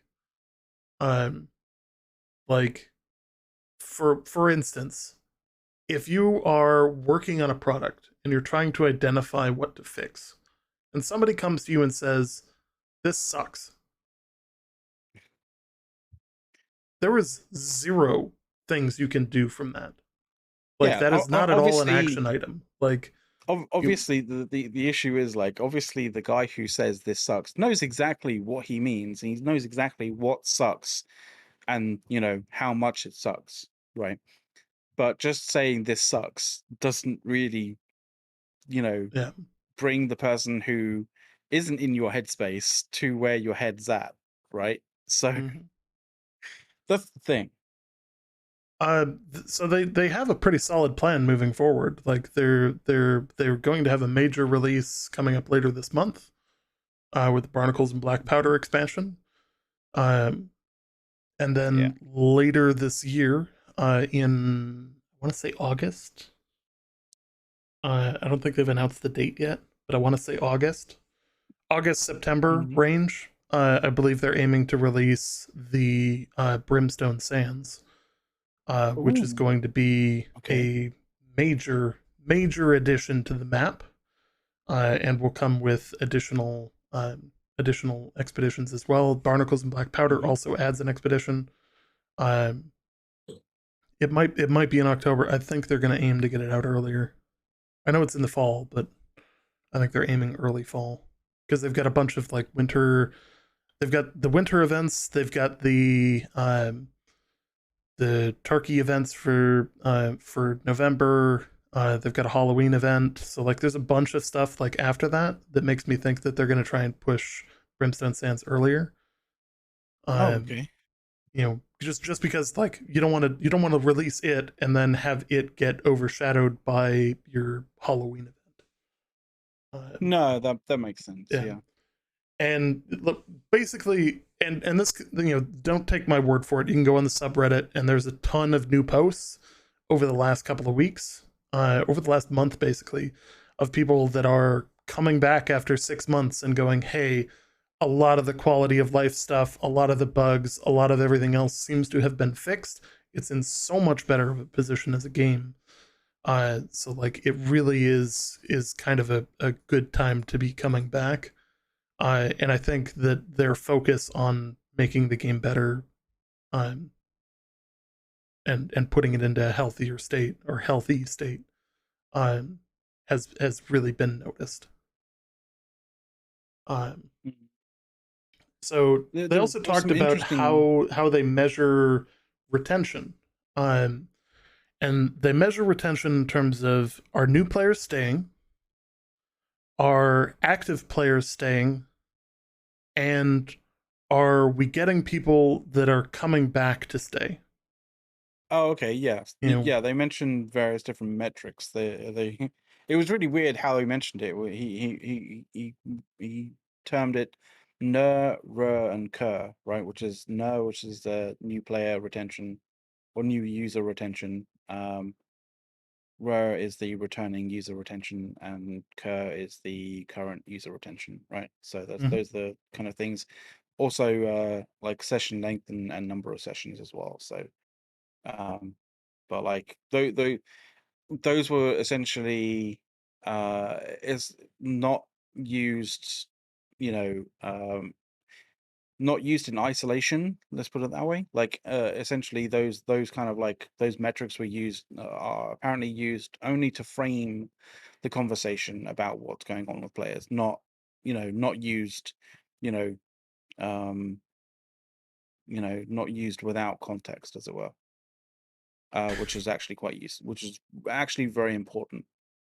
Because if you're just using numbers without understanding what those numbers mean, then you can run yourself into some really dodgy places.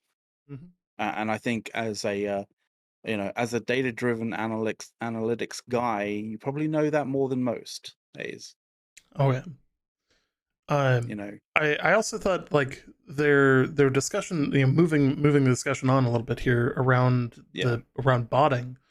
Um, they, Scott really talks about a lot of like how they're dealing with the bots and like the problem and I think the interviewer refers to it as an arms race, and it very much is an arms Yeah. race because they're getting like bot developers are getting infinitely more complex and all of that. Yeah. And We've mentioned we've termed it an arms race before as well when we talk about botting and that kind of stuff. So yeah. um, for the record, I have no idea when this new drop is going to start. I've asked, Uh, but I haven't gotten an answer yeah. yet. I think somebody accidentally knelt on something and posted it Um, accidentally without the realizing. current one goes until the 16th or the 14th, I think. I was just on Yeah. it like a little bit ago. So like I don't know if they just hit the button early, but like that's what my drop menu says is it's the current one for the outfit is Yeah. on until like the 14th or something. I want to mention something that they did talk about, like very, very briefly anyway, somewhat briefly. From like with regards to how they were pricing the game and the conversation of microtransactions, because it is something that like has reared its head on Reddit, and I think like we have to kind of frame it like I think framing it a bit better would be a benefit for everybody. But like they did get onto the conversation about like you know uh very much in a uh, from a view of you're creating a game. How do you value that game? How do you approach that game from a value perspective to people who want to play it and people who want to potentially buy it, right? And Scott kind of mentions that from a price and microtransaction standpoint, the team wanted to make the game accessible, but also provide like as much value for money as they kind of can. And so they settled on the idea that an initial ticket price for the game would be the best, along with just some cosmetic microtransactions. But I think a lot of people, on Reddit, have, picked up onto the whole, you know, idea of non-cosmetic microtransactions, because the question was asked, like, is AGS, is the team looking or talking about non-cosmetic microtransactions, and it is something that they are discussing, or that they are discussing, but they have been discussing consistently. Um, and Scott did say that eventually New World may have non-cosmetic microtransactions, but the idea and the effort that they are going through at the moment is to basically better the experience of playing the game at the moment. Now, I And think just so that you it's know, important there to already is. clarify that non-cosmetic items does not mean that they're going to start selling high-end gear. Like, Yeah, and I wanted to mention, like, right now, like that right now at this point in time, this very moment right now, there is a non-cosmetic microtransaction item on the store. It's called a server transfer. mhm. And there are You several know, other things that they could sell that are non-cosmetic things. For instance, name changes, character exactly. remodels. Like Yeah, there's a ton of different things on that front that without even touching in-game assets, uh, yeah, that it's obviously very different than the way that people take it take it to. Like there are yeah, content yeah, yeah. creators out there, and like we're because we don't have hot takes when it comes to this, we don't like our voice doesn't carry very far versus some of these other content creators who are going to see that and go, oh god, oh lordy lordy, Yeah. the sky is on fire. When the reality Exactly. is the only reason they're doing that is they're doing it to get views, Yeah, because yeah. They getting they they people want the riled hot up take. has them share it and has all of that. So if you want to share common sense, feel free to clip that and put it someplace and share it with your friends so that they understand that like there was a rational side to this conversation. um Exactly. you know but it's gonna get drowned out by people who think they know better. And then when Amazon does the right thing, because they've got a track record of doing the right thing, especially when it comes to like following what the player base wants, you know, that same group of people will then claim victory. Oh, they didn't do it. It's because we rose hell. And it's like, no, they didn't do it because calm, collective people who know what the fuck they're talking about know how to turn to them and say, hey, there are better ways for you to get money out of the game than to sell gear score or sell Azoth or whatever. There are so many better ways than selling advantage. Exactly. It might not be as easy, but there are better ways that people would pay more for that don't cheapen anybody's experience. Yeah, I loved how Epic was. It kind of got to the whole non-cosmetic server transfer tokens, like as I was saying it as well. Yeah, that was great. And it's like again, it's one of those things where if you think about it for more than 4 seconds in a clear state of mind, you can identify what constitutes non-cosmetic items. Exactly. Sure, there is an element of non-cosmetic items that is frightening because it includes a vast swath of things. But if you look at their current MTX strategy, they have been very hesitant to put anything on the market. And server transfers, they gave 3 of them for free.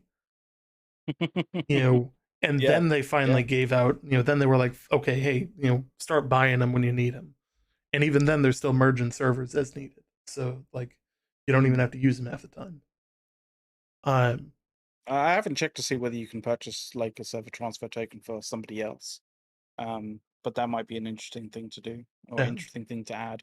Like if anybody at Amazon Games ever listens to this in any way, shape, or form, who's in the sort of like that area of the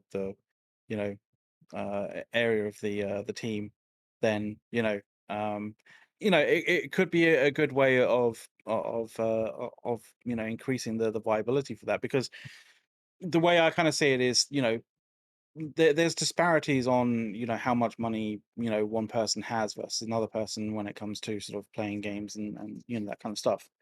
But like when you're talking about like say a group of players or a clan or a company kind of moving from one server to another, and they want to do it, like sometimes a few of those people won't have like a server transfer token, or don't have the sort of like the cash to be able to to buy a server transfer token. So having that ability to be able to purchase a server transfer token for somebody else would be a really, really cool thing to have.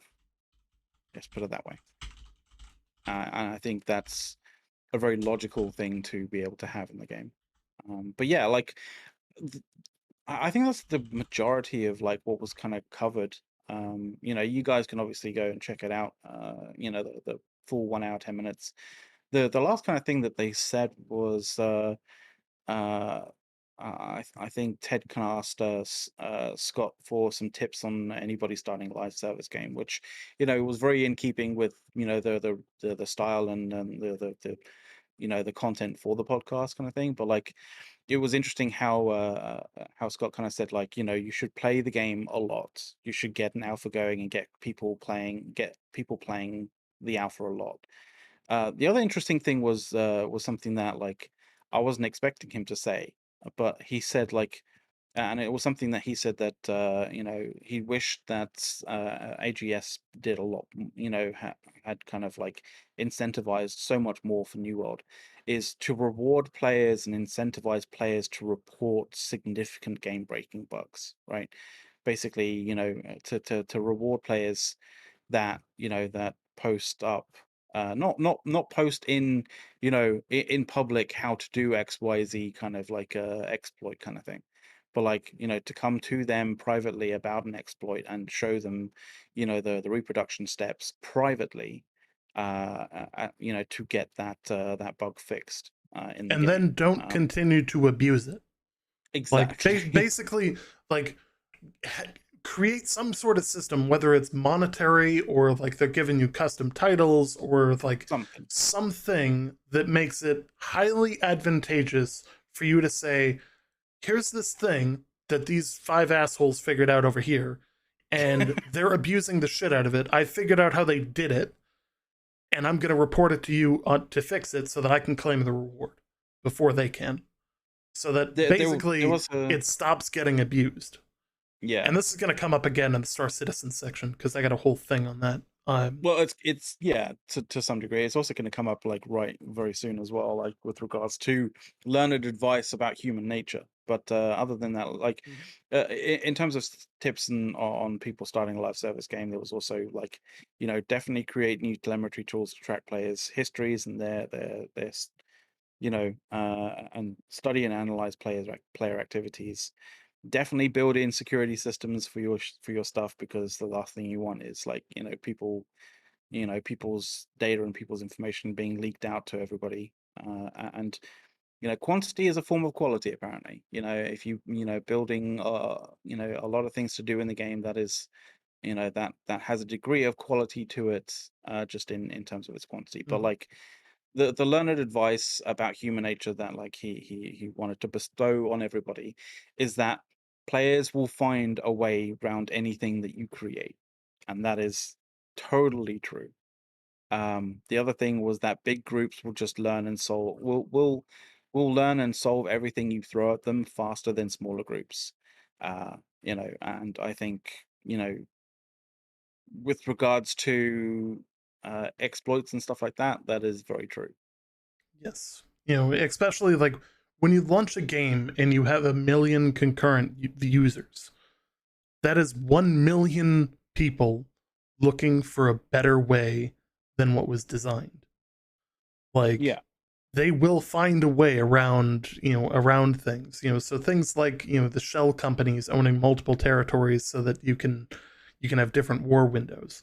Yeah. That's obviously not by design. It's not intended. So now they got to go back and, hey, how do we fix this? Is this something that is it a large enough problem to fix? And then from there, is it, how do we fix it while still being fair? And there's all kinds of really cool stuff on that. Yeah, I mean, he even mentions it. He mentions how like, the players typically see the gameplay in a much more efficient way than developers could possibly ever imagine. And players will rapidly identify a pattern. Like when I log into New World, I have a strict pattern. I log in, instantly teleport to the northern part of Ebonscale Reach. I've already got enough materials to craft my gypsum potion. Take my potion, move up to the church, hit enough trees and rocks on the way to get my hidden stashes. Get my stand there and kill the boss in the north part of Ebonscale Reach until I get my yellow and obsidian, and then come back, and then I run Outpost Rush, and that gets me 5. Now there are other ways to do it. I could do expeditions. I'm frankly just waiting on expeditions right now because I want to wait for for one of the bigger changes, which is the removal of tuning orbs, because expeditions become so much more valuable after that, in terms of gaining gear score. But yeah, But yeah, that was that was like, that was the interview, right? And obviously, I guess kind of like our additional kind of context in that probably elongated a little bit more than the 3-hour kind of, or the 3-page sort of like breakdown of it. But if you want to check the 3-page breakdown, like that's it there. Yes. So on Friday, changing topics here. On Friday, oh right, I'm posting a link in chat here. This just happened kind of earlier today. In addition to the PTR Chaos event on Friday, New World team is going to be on for Wars on Friday at 7 p.m. Eastern time. After the war, they'll be playing around with some shenanigans in Windsward. So like, feel free, hop on the test server. Mm-hmm. You know, it should be a good time. Get to play with the devs. You know, win, lose, either way, it's fun. And you'll get to you know you'll get to meet them on the field of battle, and you'll get to see what we've seen, where occasionally they beat us, which is actually pretty impressive. So like, I'm happy. I'm always happy to see that. Let's see. With that, the PTR just received its first patch update. Yep, well, patch 1. We can go into it, but like I think we're not going to go line by line in any way, shape, or form. There's too much stuff. Like for too much stuff on the show in general as such, like, because otherwise we'll be here till 6, and that's probably not a good idea. Or until for another 4 hours or something ridiculous. But there was some cool stuff. There was some interesting stuff, like they fixed an issue that allowed players to body block the invasion spriggan. I guess to some degree they look at sort of people, tiny little people being able to stop a massive fuck off spriggan as being like probably not logical in any way, shape, or form. So that's a thing that is now fixed on the PTR at least. Yeah, there's some status effects kind of in terms of consumables regarding the PvP arena that's now restored. With regards to when you go into the PvP arena when you return back into the open world. There's some interesting kind of stuff. There was they updated the penetrating backstab and penetrating headshot perks to be stronger and more comparable to rogue and vorpal perks. So if you have penetrating headshots or penetrating backstab stuff, like on the PTR at least, or when it goes live, they'll probably be stronger and closer to rogue and vorpal perks. So that's pretty cool. There were some kind of weapon changes. They've done some strange stuff with the bow, which I think people are kind of getting a little bit triggered on, reducing the damage bonus from some bow passives.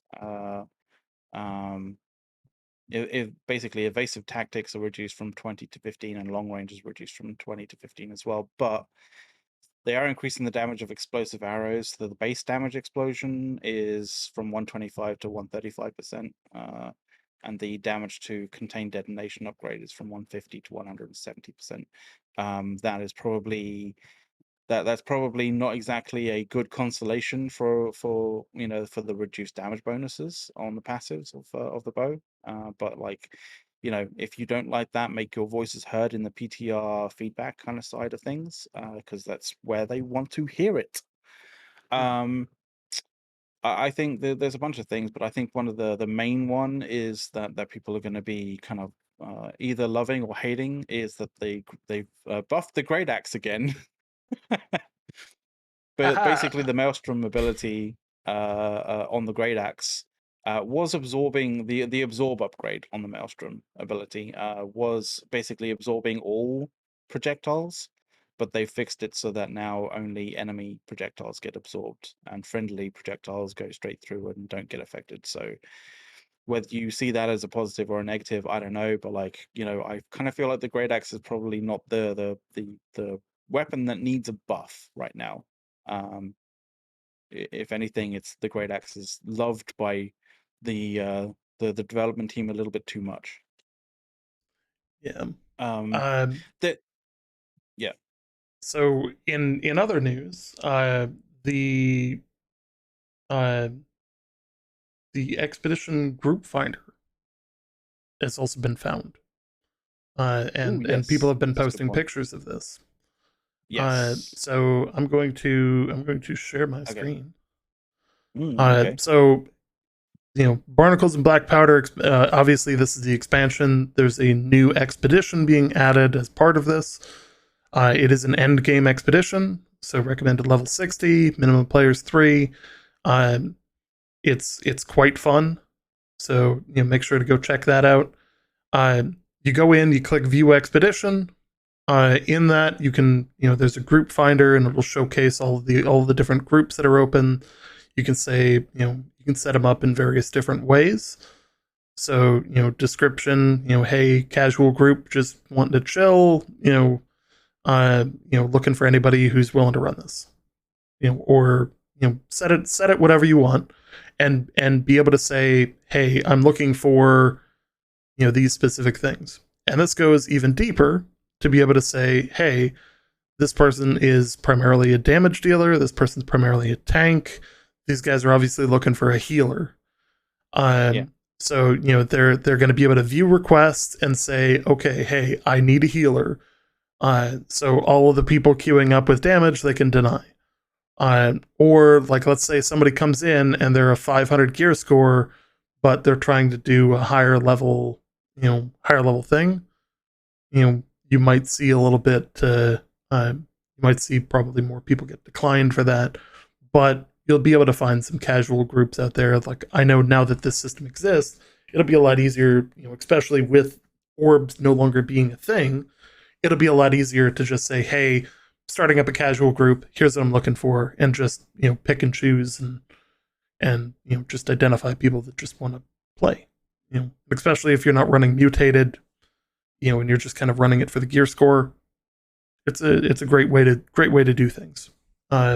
It showcases which weapons people have, what their average gear score is, what their level is. This will be for all dungeons, so like there's a reason the level is on there. For instance, Amaran Expedition, was like a level 20 something dungeon. And if you have level 60s queuing up to help you, just because, it can't hurt to bring them in, right? So like there's stuff like that that'll be helpful, but really just being able to identify, we have a healer, we have a tank, we have damage, and actually see that your healer has a life staff. Like, so yeah. I thought that was actually really cool. I think this is really gonna help on the casual side of things. It should help potentially bring some players back, and I think overall this is going to be a good one. It's a really good addition to bring in, especially now that they're adding the Black Powder expansion, but they're also adding later this year the Brimstone Sands, which will have yet another expansion or another expedition to run. And my hope, and I like, this is one of my like bits of feedback that I've been pretty persistent about, is that they should take the lower level dungeons and create level 60 versions of those dungeons.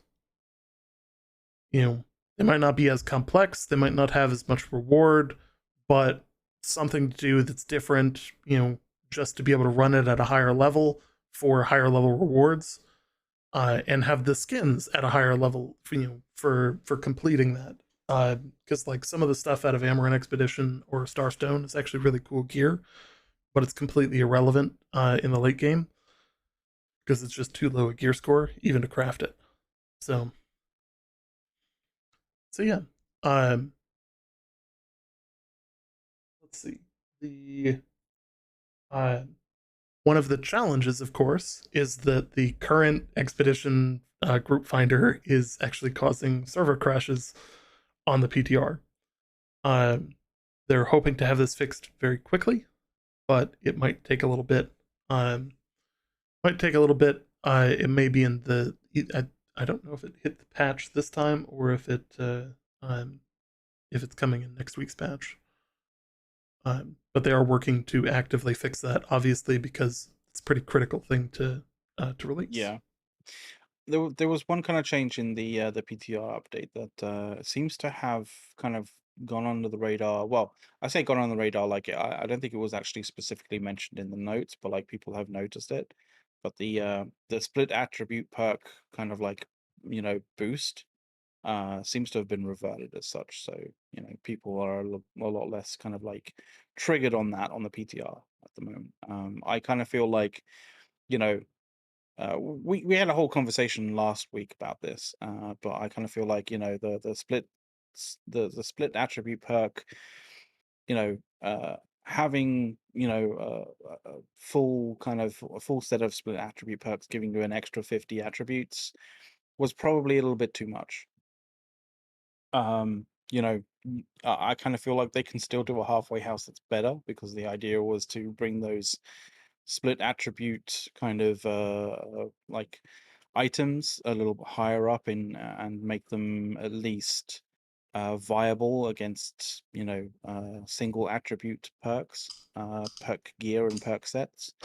Um, the idea of that just completely eclipsing single attribute perk gear sets, it was, wasn't the intention. I don't think it was the intention. And one of the devs on one of the dev update videos mentioned that, like, the idea was to bring those kind of gear, the gear with two attributes on them, to bring them basically up to, to up in terms of viability, not eclipsing what is currently there. So I don't know, maybe they'll find a halfway house, you never know. But yeah, I just wanted to mention that they have reverted that particular fix, that they that particular kind of change that they wanted to initially wanted to play about with.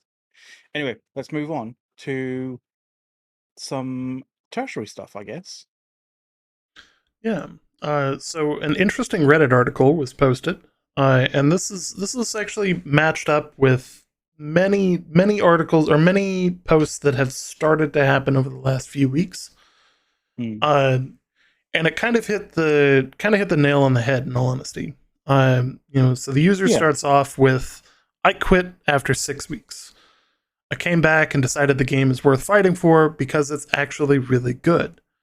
You know, fundamentally, like, the story that this guy goes through is that, he left, came back, he realizes that, hey, there's not a lot of people here anymore, but the game is in way better of a state.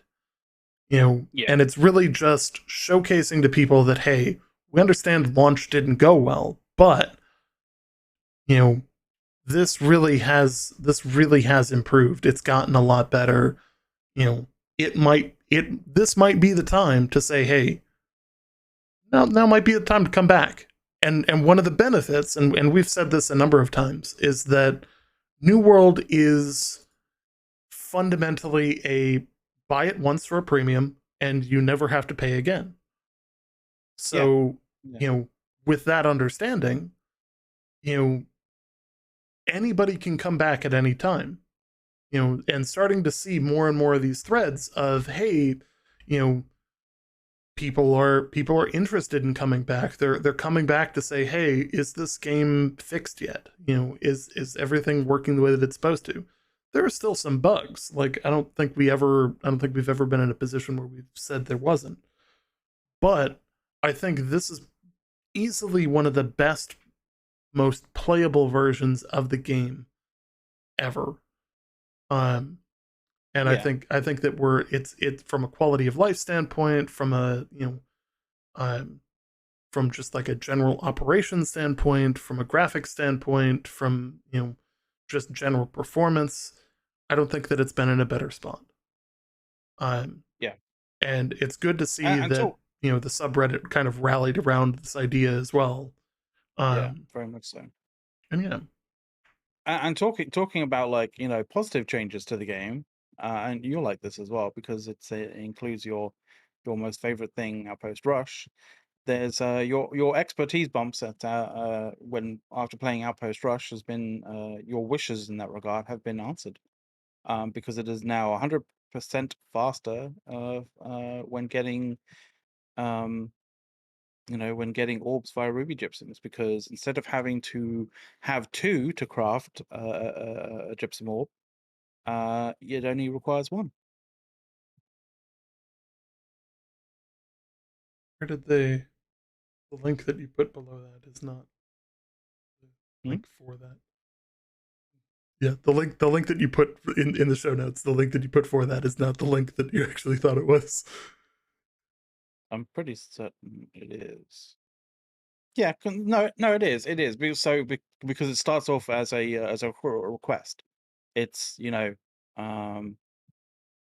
it's like he loves the new update for and what have you, but the reason for the post is to express feedback on the current OPR gypsum compared to the 3v3 mode in in arenas. Basically, the time invested in doing Outpost Rush versus the arenas is bad in terms of Outpost Rush, and it would be great if they could up the amount or the speed at which they would get gypsum by doing a 1-to-1 ratio of the gypsum to the orbs, So rather than the current 2-to-1. And there's I a think that post this from is a Zelme. step in the right direction.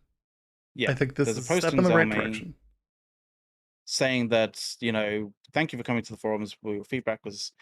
With your feedback in regards to Outpost Rust, I will go ahead and get this set to up the chain to the dev system. And there's a couple of posts a little afterwards saying nothing to send. It's already resolved and confirmed. And a guy saying, "Wow, look at that turnaround time. It was patched on the same day and that they made this post." So literally on the same day that the post was made, they agreed with that change that the guy was requesting, and put it into effect. And so now, instead of two gypsum to create that orb for Outpost Rush, you only need one. That explains something. that explains why I was getting more than I thought I was. Yeah. So now I've also provided the feedback of I firmly believe that Outpost Rush caches should have 100% drop rate for expertise, because most matches are going not to time, but they're going to like 20 minutes. And in that same period of time, if you're doing just about anything else, you're going to be getting multiple XP bumps or multiple expertise bumps. So to be fair, I think that it should be at least one expertise bump per cache. And then like you get your benefit of like, hey, to reward you, you get your 2, expertise, through the gypsum for doing 2 games. Then if you want to keep playing, it's going to continue to let you get expertise, but it's going to be random. So obviously the gypsum you get to pick, but I also have gripes about the gypsum system, because the system as it stands is designed to allow people to do things to just earn gypsum, and to do a variety of different things over the course of an amount of time, and have that time be equalized out because there's various different quantities required to get a gypsum orb out of it. So Yeah. had they just unlock that system and don't limit it by how much gypsum you can earn per day, just let people go out and earn gypsum. Like, well, the other thing was, if you're going to do a halfway house, you have to have some kind of cooldown system. At least, at the very fucking least, get rid of the daily cooldown systems, and like roll those daily cooldown systems into a single weekly cooldown, so that like people who weekend warrior, who have like who can't like play every day because they have responsibilities and stuff like that, like can actually on a weekend do the areas, play the areas of the game that they want to play, and not get basically limited, and basically get like reduced in their ability to progress the way that they want to progress because of daily cooldowns. Because like it's basically artificially disincentivizing people from wanting to play casually, because because they can't play every day. They don't have they're not able to, say for example, keep up, or progress anywhere near as fast as the people who can play every day. And that's, to me, that's unfair. To me, that basically it's punishing people who can only play casually, and more incentivizing people who can who have the all the time in the world to be able to play, every single day for as long as they want. Like it's the daily cooldowns really suck. And if you push that to weekly cooldowns and got rid of the daily cooldowns, I think you'd have a lot more casual players seeing the game and going, they're not punishing me for once. Thank fuck. That's fantastic. I can go and do my, I can go and play, 10, 12 hours if I want to on the weekend, and not be limited by these daily cooldowns. It'd be fantastic. So please, please, please do this. Because like it's only gonna help. Yep. It can't hurt. Definitely can't hurt. No, because throughout the week, people are still doing the same amount of stuff. Like they still have the capacity to do the same amount of stuff. So it can't hurt. It can only help. Yeah. Yeah. And the nice thing is like your kind of like hardcore players are gonna get it all done in, a day or two. They're gonna hit their weeklies, and then you just set up a system where it's just diminishing returns, or something they already have like the gypsum system where it's hey, like you need to go do other things, so you may need to go do more expeditions, or you may you might want to go up your gear score, so you need to go grind for umbral shards. Like there's a bunch of different content that you can do, and yeah, I think this is a good, I think this would be a very good move if they continue to go in the right direction with this. I think the expertise system is widely considered one of the most frustrating systems out there, and it's because a combination of like getting 2 points in an expertise bump sucks. Like, just blanket statement, if you get a 2-point bump on an expertise, which almost all of mine I feel like are 2-point bumps, it just hurts. How are they going to keep the money to keep the servers going? They're Amazon. It's fine. They've like you got Bezos bucks, and you've got when you run the cloud, you have like a sweetheart deal with your own company. It's the same reason they can run Twitch drops all the time, and most other games don't run them all the time because they're actually relatively expensive because it's a marketing tool. But when your parent company owns the other company, guess who gets a nice deal on it? Yeah. Like, obviously I don't know anything about the contract there, but I know things about synergies between companies, because that's very much a thing that happens. That's the purpose of buying other companies and having them all under the same umbrella. And when you own literally the cloud, the Amazon Web Services, and you, at this point, frankly, it's not like the servers cost that much to run. Like, they're making decent money off the microtransactions. Like, you can see it with people buying tent skins and skins in game. They're gonna do pretty well. That tent with the bathtub is fucking cool. I'm not gonna lie. And when here's the thing, Amazon Game Studio has lost money consistently. Yeah. Like so a couple of things to note here. First, New World is a profitable game, despite it not having a large concurrent player base at the moment. Because you have to think about it at its peak, because all of the profit was made up front. Yeah. They're still making money off microtransactions, and there's residual income off of that. There's some residual income off of merch and other things. But fundamentally, they made the majority of the money for New World up front. And Amazon Game Studio as a concept is not about, is similar. I'm going to use Amazon Fresh as an example, because people despise and don't understand game studios worth a damn. I'm going to use Amazon Fresh as an example because it's the better example of this. Amazon Fresh is wildly unpopular. It does not have a large market share, and it is not profitable. Why are they doing it? This goes into how they develop market share and how they put themselves into a situation, solve the problems, identify how they can do it better, and then deliver on that. And then they gain the market share over time. So at its start, Amazon Fresh was not something that most people used.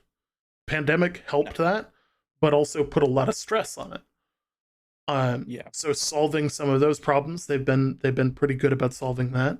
And through that, more and more people have started getting their groceries delivered through Amazon Fresh. They're gaining more and more of that traditional, I want to go grocery shopping, but I don't have the time. It's easier for me to schedule a 2-hour window to be home and get my groceries delivered than it is for me to go to the store, wait in lines and look for all of the stuff myself. It's so much easier to be like, in this 2-hour window, somebody will come, and they'll drop off everything I asked for, even if it costs a little bit more. Now, how this relates to a game studio is that they too need to build a following. They need to build a market share. They need to build a group of people that understand and will go to bat for them to say, hey, they actually do have really good ideas. They've got solid follow through. They're willing to listen to people. McLeod and I have a very different relationship with Amazon Game Studio than most people.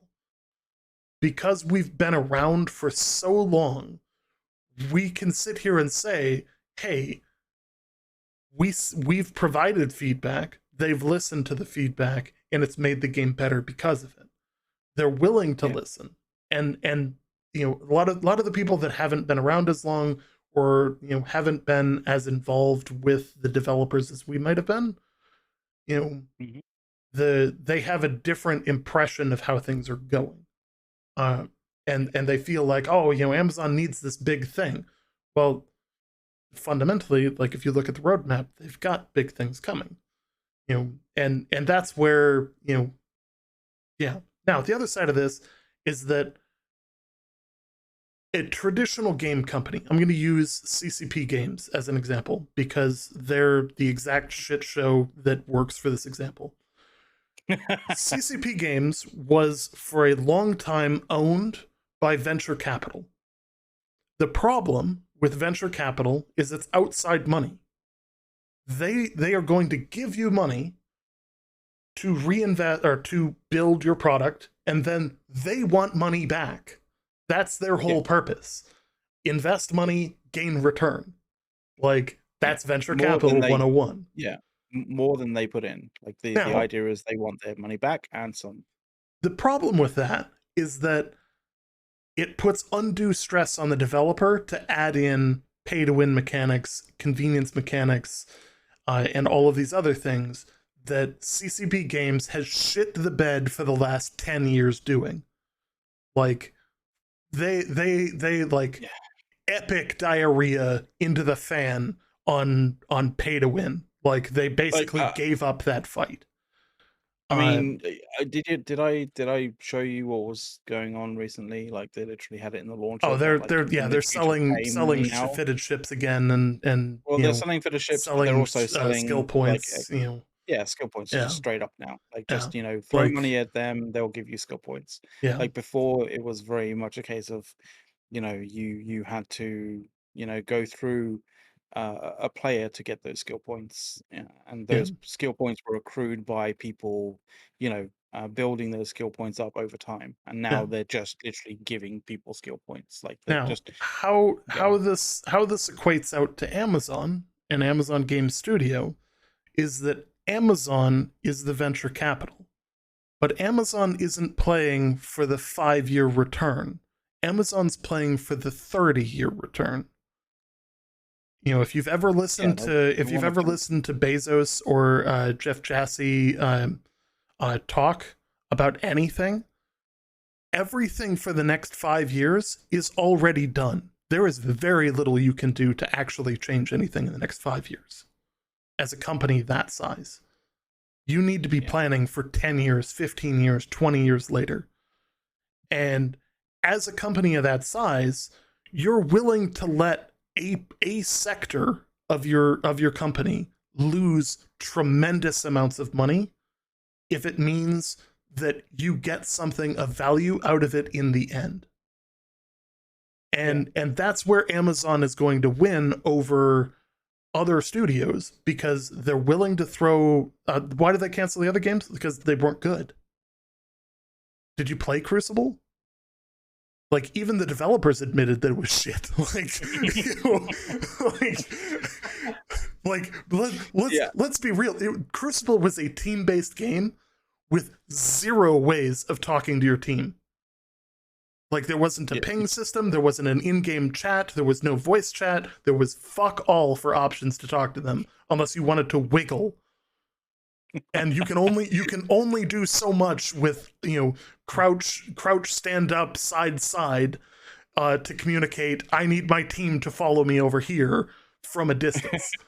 Like, being totally honest, like, Crucible was a dumpster fire. And they, like, it launched and they went, oh shit, this isn't, like, even they knew that it wasn't worth saving. Like, bringing a game back from launch back into alpha, it wasn't, you know, it wasn't ever going to return to that. The only reason they didn't fire the team outright was they needed the team to move over to the New World team and start working on New World problems. And on top of that, they needed somebody, and this is the other important thing, these early failures are actually important because they needed that code to be modularized and saved so that they had it for later to use as modules for different games. Because, like, what most people don't know about this is the dirty secret of IT, is that GitHub is one of the most searched things in IT. You were very rarely building your own code anymore. Someone else has done it. You're going to copy their code. You're going to go, okay, I understand how this works. And you're going to implement it into your system with, you know, some minor edits. Like, literally copy paste. And that right there, that massive code base behind that game is going to help them develop another game. Yeah. Because they won't have to reinvent the wheel. Now, when it comes to, like, corporate IPs, all of a sudden that code base is actually worth a lot of money. So this is why, like, these larger conglomerate studios will buy smaller studios that have had successful games, because it also means they've got really good code. You know, and that is also very, very, very important.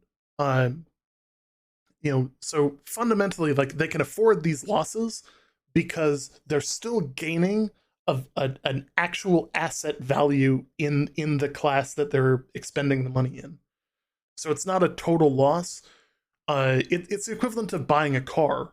You know, the company builds the car over time, and then they sell the car. You buy the car. The car slowly loses value over time because the code slowly becomes more and more obsolete as new systems are integrated, as better code's developed, and all of that. But fundamentally, your car is always worth at least the value of the parts. Yeah. Or if you want to sell it to a scrapyard, less, because they got to make money off of parts. But, you know, like, fundamentally speaking, even though the car broke down, you know, as a brand new car for Crucible, the car broke down, it was still, you know, it's a shit car, but the underlying parts were good, but it was missing critical parts to make it function correctly. Exactly. Yeah. You know, I think that I think I've done that to death, but, like, basically Amazon has Amazon bucks, and they're not afraid to write something off for 15 years if it means they get something of value out of it in the end. Because a game studio can make a shitload of money, provided they have all of the right incentives and all of the right backing, with the synergies with Twitch, where they can do Twitch drops and all of that, which there's a reason that Twitch drops exist. There's a reason that Prime Gaming exists. And those marketing avenues cost those companies money. But when your parent company owns them, that you don't have to worry about that, because, you know, you're going to get a sweetheart deal from a company that you're both owned by the same person, so it doesn't really matter. And it's the same with your server costs and all of these other things. So it's important to understand why they own the entire ecosystem there, and what they're trying to do with it. And that they're not playing a short game here. They're willing to do what Final Fantasy XIV did. And hey, Final Fantasy XIV, when it launched, was shit. Like, if anybody in the world tells you differently, they have their head further up their ass than most people. Like, but probably over don't time, even know what the hell they're talking about. Yeah, over time, Final Fantasy XIV Online is one of the better MMOs out there. Like, Definitely. Being totally honest. but it took them a long as fuck time to get there. Like there's not a high player count either. Yeah, there's a really good like game development kind of conference talk that the one of the game devs, like lead game devs, like did a really good presentation of all of the kind of things that they had to go through with taking Final Fantasy 14 and completely redoing it. You know, completely redoing it and relaunching it and stuff like that. Mm-hmm. There was a lot of stuff that they need to do, but it's just, if you're ever interested in like game development in any way, shape, or form, definitely kind of like search that particular video out.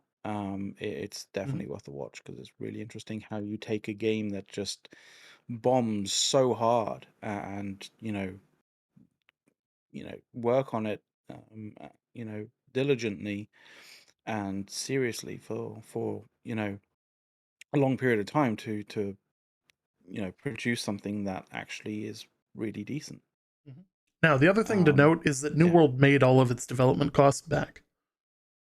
Like, oh, that's great. That's really great. It is a very profitable game. So, like, putting this out there, let's say the average box price was what, $40? 30, $40? I think it was 40. We'll call it $35 and say that people split evenly between the two packages. Mm-hmm. And they sold at least 1 million copies. Which is 35 million. That's obviously not a, like, that's the concurrent value. Now, if you assume that one, there's going to be, a percentage of people that are just pre-purchased the game and forgot that they pre-ordered it, like literally that's a thing. Like, I know people are going to be like, that's not a thing, but that's actually a thing. Like, there are people that get too busy with work that pre-ordered the game and just never played it. Like, and there are going to be people that pre-ordered a game, played it for 15 minutes, and then didn't return it. I still own Battlefield 2042, and I've got like an hour and a half of gameplay in it because my graphics card wouldn't run it at the time. But I'm still going to play it later on. Yeah, I don't know how many Steam games I have that I haven't played. Like a fair amount. So on top of that, that at least 1 million concurrent users, roughly. And I'm going to use million. I know it's higher than the actual number, but the actual number is like just below 1 million anyways. So I think you guys can bear with me in the rounding up here. You take 1 million and you realize that's the amount of people that were online at one time. Now, keeping in mind that not everybody can take off work, not everybody's willing to take off work. Not everybody's in a position where they can play every day, because they might have, the kids going to soccer practice, or, the kids going to a play, or they've got to go to dinner, they got to go to dinner, they got to go on a date, they got to go, they got a work trip that they're on, like any number of reasons. So, and the people that are super hardcore are going to sit there and be like, yeah, but I was online for 16 hours, straight. Like, great, good for you. But the majority of us were not. I was online a lot because I had the first week off, because we took the first week off. I took the first week off of work because I can afford to do that. I am in a nice position. But that said, it shouldn't be expected that everybody does that. In fact, it shouldn't be expected that the majority of people do that. The majority of people, and I realize that launch week is a different story in some cases, but the majority of players will play in a ballpark of 12 hours per day. And if you go through and actually do the math into this, the concurrent user count of hitting almost 1 million players turns it into more of a ballpark. I actually did the math on this at one point. But it was for the current player base. So I've got to find my...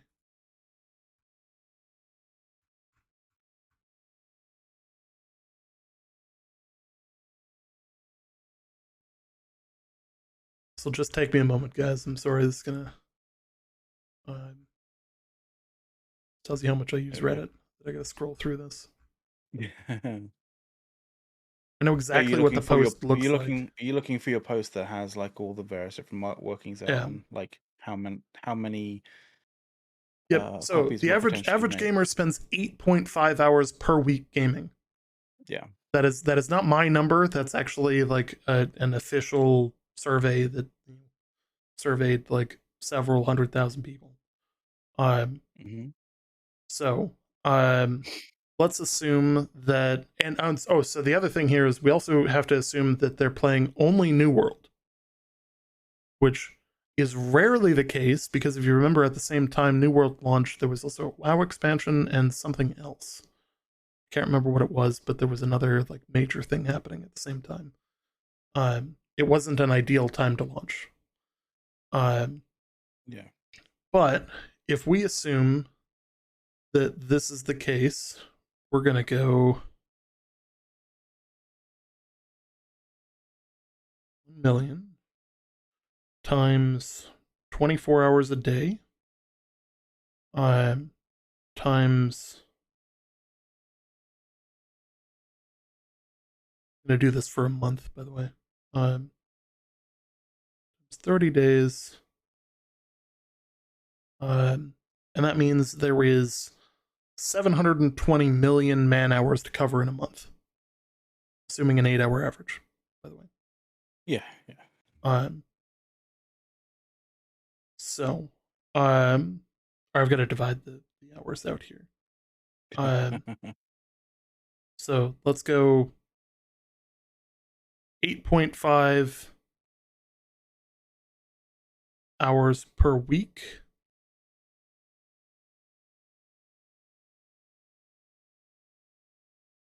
And the number actually comes out to 84 million and change. Now, times that by 35 and you get a fucking large number. Yeah, just a tiny little bit. So, now, yes, the player base has since dropped, but you got to remember when we're talking about the profit on this, all of the money is made up front, and then the residuals come in off of the microtransactions and stuff like that. So sure, the microtransactions off of 15k people, not nearly what they would be off 900k, but also understand you're getting that $35 fee from everyone, assuming, depending on version bought, we split the difference there. Yeah, but I also remember that 15k people, or 15k players are like what you see as, concurrent players at one particular time. And like, using the 15k concurrent players, you still end up with an average unique users per month, assuming they're playing 60% of their gaming time per month in New World, and New World alone, more than 500,000 people. Yeah. So that's the thing. Like you see 15k players like, concurrent. That's not 15k players as being the maximum population of that game. Like, especially with regards to now when people play in short bursts as well, especially with things like, world tours and stuff like that, right? Yeah.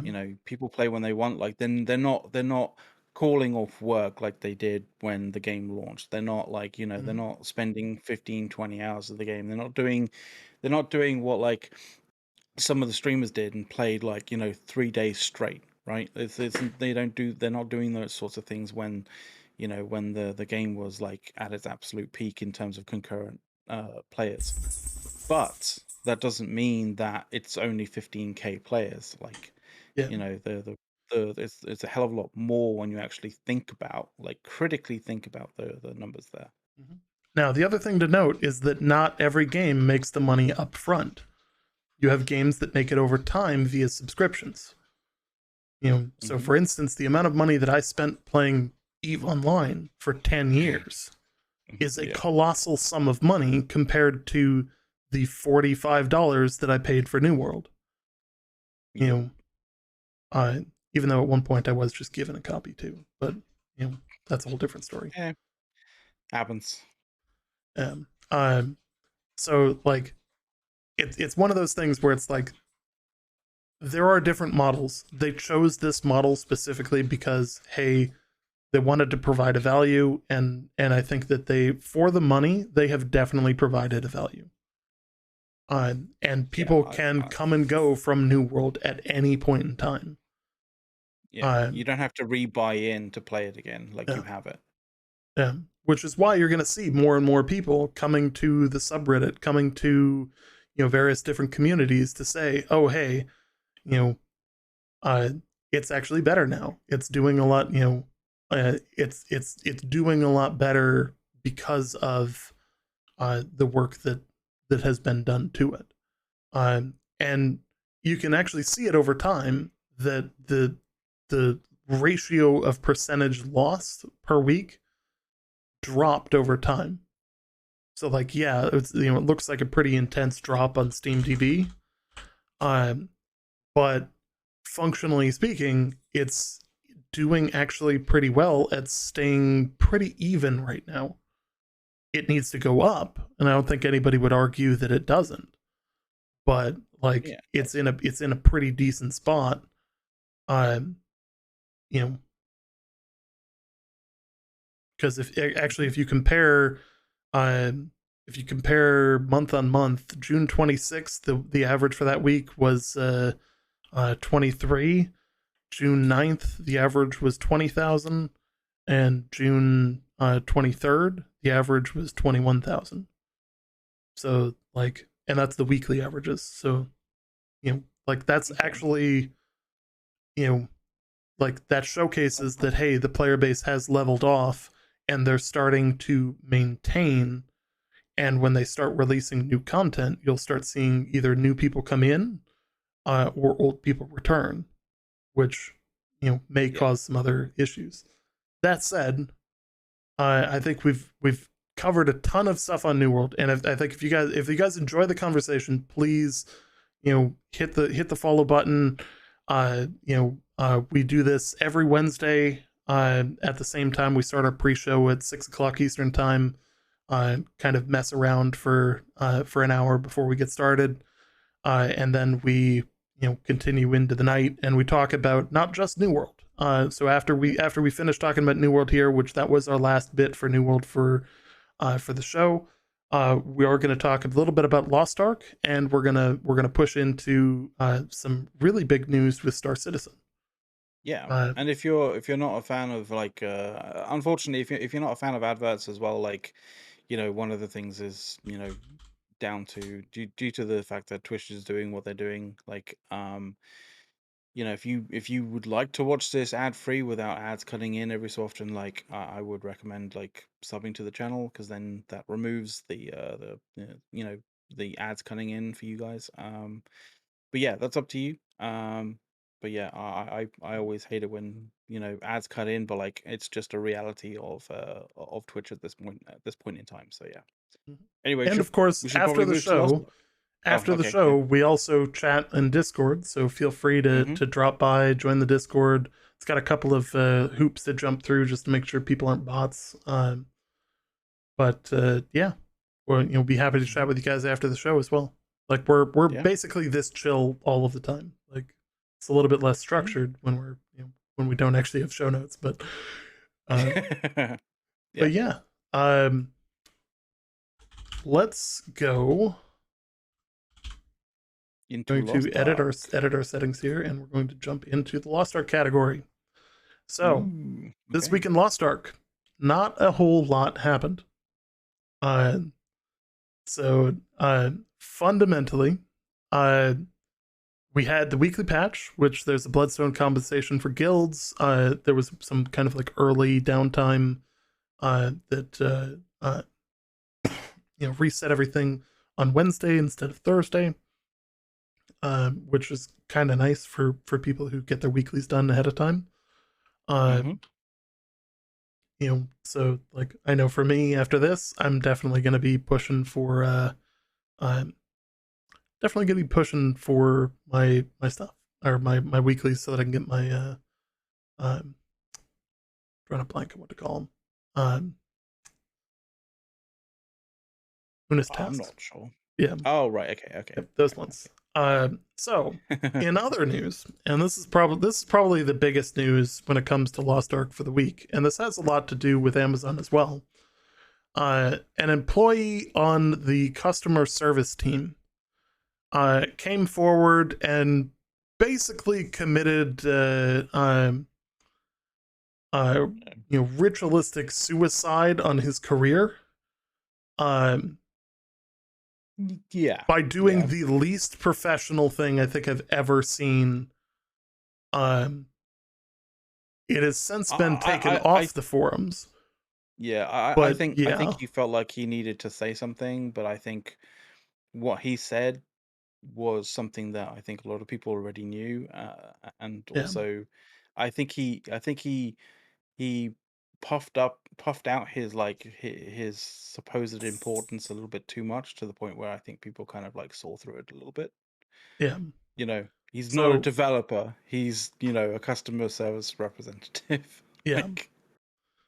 And it's important to note that the perspective of somebody who basically answers the phones, like answers your support tickets, is very different than the developer staff.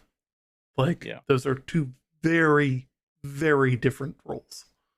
So with that, we're going to read this in its entirety because I think context is important.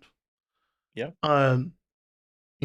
And remember that this is coming from a grain of salt, and coming from somebody who has had to deal with the public directly in not the best circumstances for many months at a time. Yeah. Like, that is their job. If you've ever worked in a call center, you'll probably have thought about writing something like this. But yeah, let's get into it. Dear players, today was my last day as a game specialist. It was lovely. I would like to tell you a few things about my time here. Things players will never understand, but have always annoyed me. Keeping in mind that this is on actually like an official customer service account on the forum. So like, again, not a thing he should have been doing. For example, you assume that customer service has an incredible number of options. That's not the case. We can actively help you in exactly 2 cases. We can teleport you to another location, assuming loading problems, and we can restore your characters in exceptional cases. Which, okay, that's, interesting that they don't have more options than that, but okay. Otherwise, we have a standard guide. You can also find it on the help pages, and that's it. Everything else, we just Google or guess. Which, again, if you've ever worked in a call center, is basically the same amount of training that you get from just about anywhere. I know this because I have a lot of friends who work in call centers. I work for an agency that has a number of call centers of their own. So, I've worked in call centers as well. I can tell you that that's very much how things work, as kind of like a standard thing. Anyways, I digress. Going back into this. Also, do not assume that we will receive any favors. We don't even get the games for free. I had to buy New World like everyone else. Unfortunately, because the game was so badly dumped that not even the people who work here want to play it, as an employee, you are not relevant here. Again, this is coming from the customer service guy. So, like, again, grain of salt. Just about every customer service rep is, and I like this is going to be a bad hot take or something.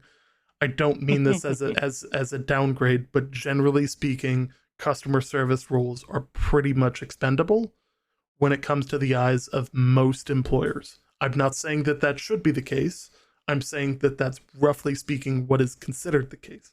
So I understand how he feels here. As an employee, you're not relevant here. This is also communicated quite openly, and the culture of blackmailing is also, this is for the record, this is translated from German, and the word blackmail was not the exact translation. It's to find another person's errors and report them is basically the translation that a native German speaker corrected in the Reddit thread as being the more accurate way of saying what they were trying to say. Keep in mind, this is translated from German using an auto translator, and I had that context because I read the comments. So, so culture of turning other people's mistakes in and ensuring that they're seen is always encouraged and demanded, which I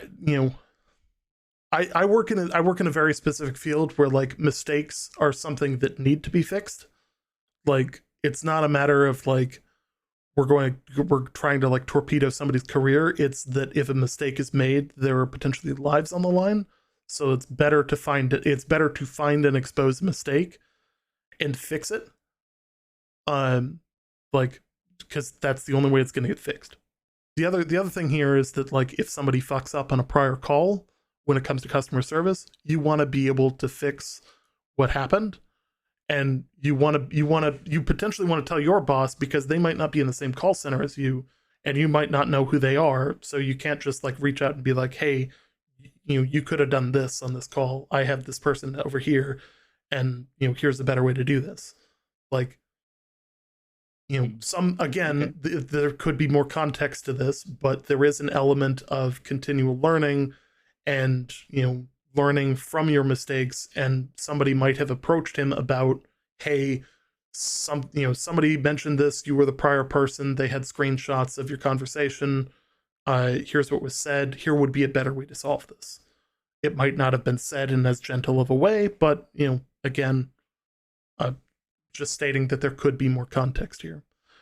A terrible working environment from my point of view. I can't recommend it to anyone. Having worked in a call center, I can agree with him. I wouldn't recommend working in a call center to anyone who doesn't already hate themselves, because if you don't, you will. I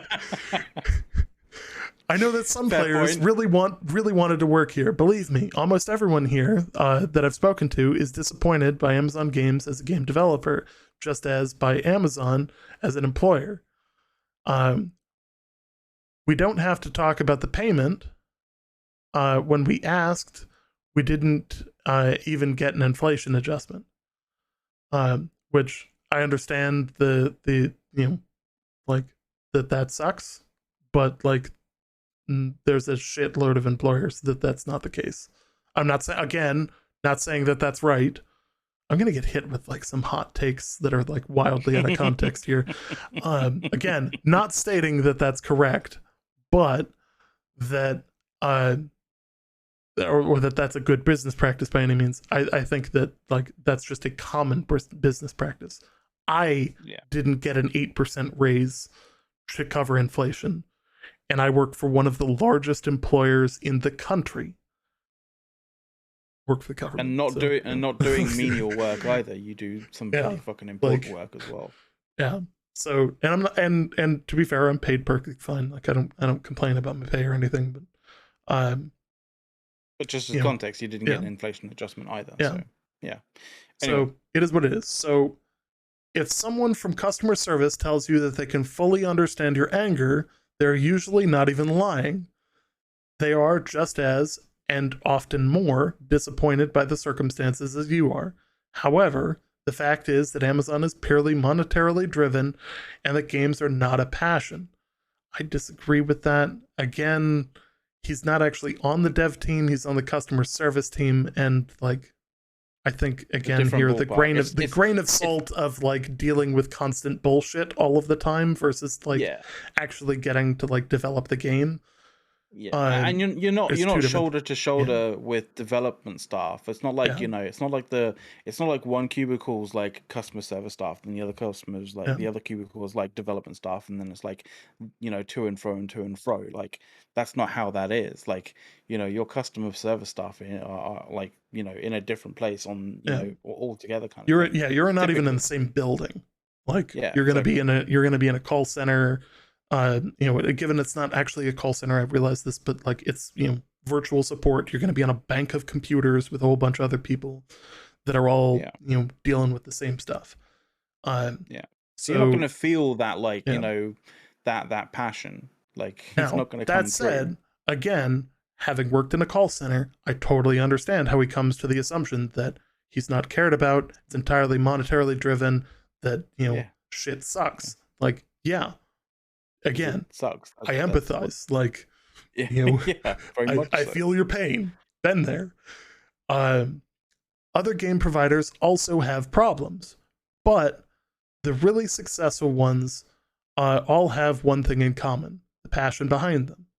Amazon always lacked that because it's always lacked that, and that's why I don't think Amazon will ever have real success in the gaming industry.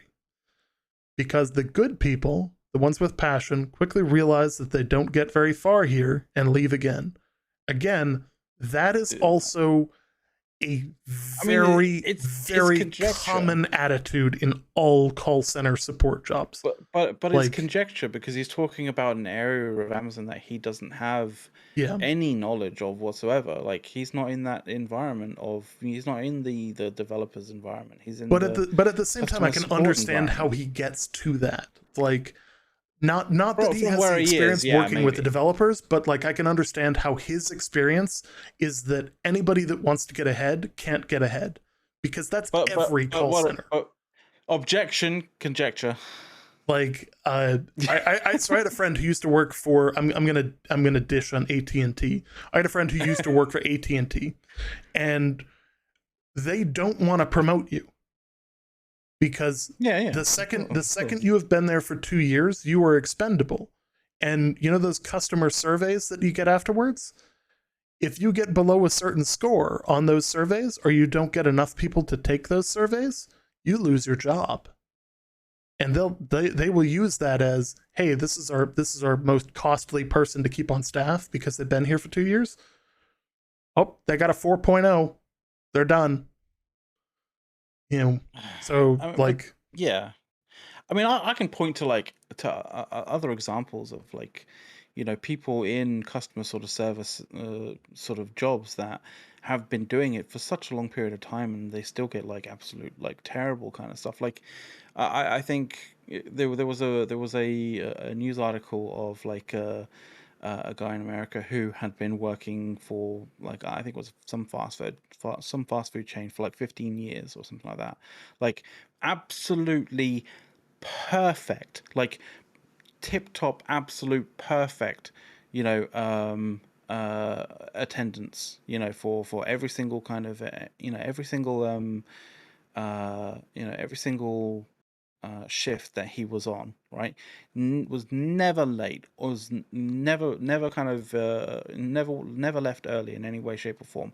Did that, like, consistently for 15 years, and they awarded him with like some bag of like, rando things. And I think probably one of the most, one of the more valuable items in that was just like a Starbucks kind of, like, coffee kind of like drinking thing.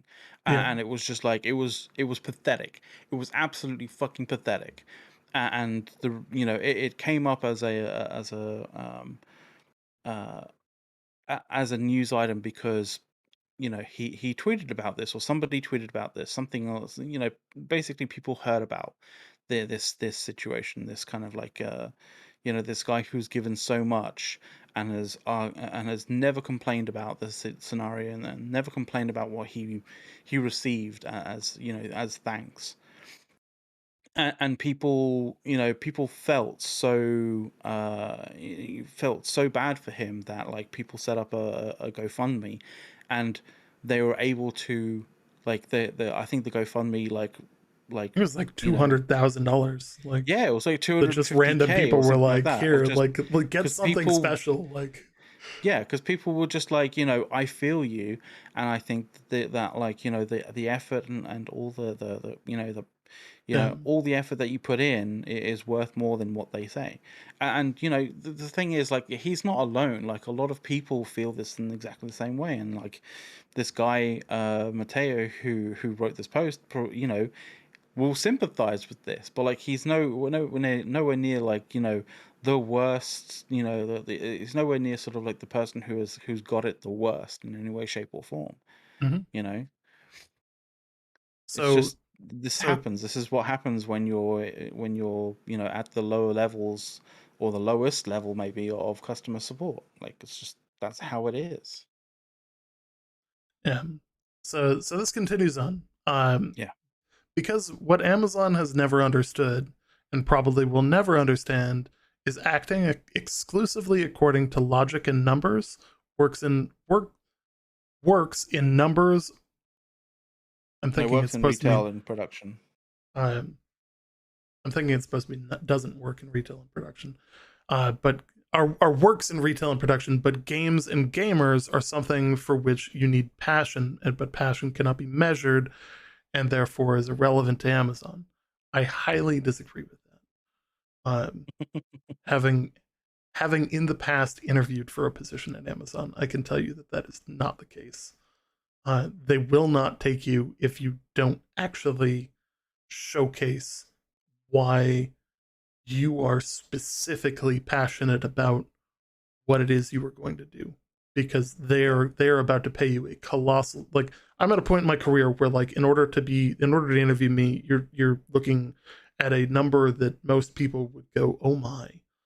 You know, so like, you know, when you get an interview like that, it's a, you know, they are not What's the paying Star people at Trek that actor level. again? What's the name of the Star Trek actor again? Like, George Takei. yeah, just the guy. Oh my. Oh my. So yeah. So continuing on. But passion cannot be measured and therefore is irrelevant to Amazon as a purely numbers-driven company. It is also far too bureaucratic internally for that, but far too much mistrust of all employees, which again is another common thing that if you've ever worked in a call center type environment, you like, one, There's some there's no oddities. great way to say this, but like, you're not bringing in the cream of the crop in terms of people who have all of the best options available to them. Like, you're not getting the Harvard grad to work in a call center, you know. And I'm not saying that like there's different I'm not saying that there's different qualities of people, but like there are different types of people, and there is a reason, and it's not just the political reason or a reason to fire people. There is a reason that after you break past the $35,000 a year mark, they stop drug testing you for your job. Like, there's a reason for that, and it's generally because if you're trusted with that amount of money and them paying you that amount of money, they are pretty damn sure that you're not going to be a fuck up. Like, you know, now, most call center jobs are a combination of minimum wage or maybe within the $10 to $12 an hour range if you're really lucky. So, you know, that you got to keep that in mind about, you know, about the perspective of this individual here. And he finishes this off with, "That was my little word of farewell. I wish you something. Bye. P.S. Greetings to Mike Singer, Yellick Cock, and Justin Bieber." Okay. And like, now, I'll be the first one to say that as an employer, as somebody who has actively hired positions, I can tell you that if I called this person's prior supervisor, which is a requirement, like, I'm gonna talk to your old boss. Yeah. And they send me that, that's not saying anything negative about you, but they send you that as something you did on an official account, I'm not fucking hiring you. And that doesn't break any kind of like law saying that like you cannot be you cannot provide a negative review of as a long as you provide only employee. facts. Like that is literally that's not reviewing anything. That's literally just you're just showcasing what they did.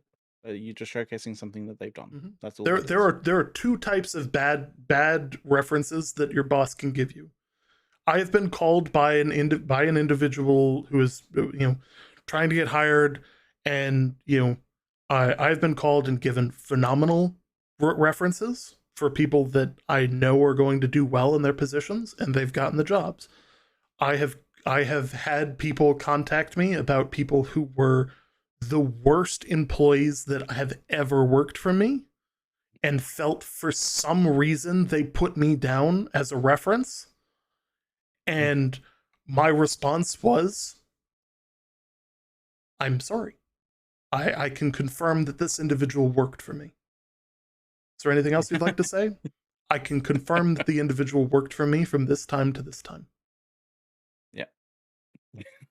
And that right there is about as negative as I get. Well, I mean, I think that's almost about as negative as you can be legally. Yeah. Now, to some degree. Like for me, I wouldn't hire this person if I saw this and I saw them applying for a job for me. I wouldn't hire them because one, they've shown that they can be a liability with company assets, because this was on a public forum on an official account. Yeah. And frankly, it's really unprofessional.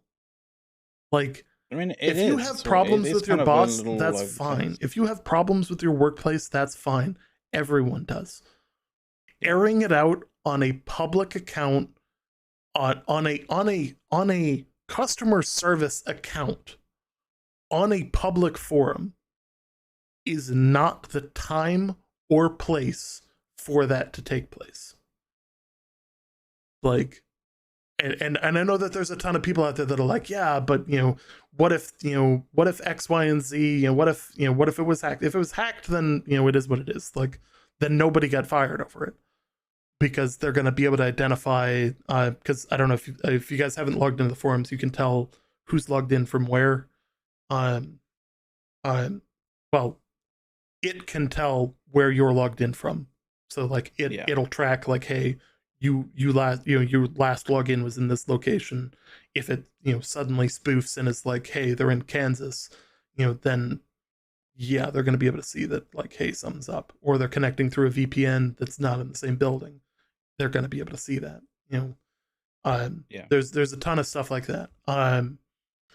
But fundamentally, this just is this is not the way to quit. Like from like, and if anybody doesn't think that that's the case, like, you need to look at why and what this showcases to the next employer. Because it will career limit you, honest to God. Like, I have nothing bad to say about any of my prior employers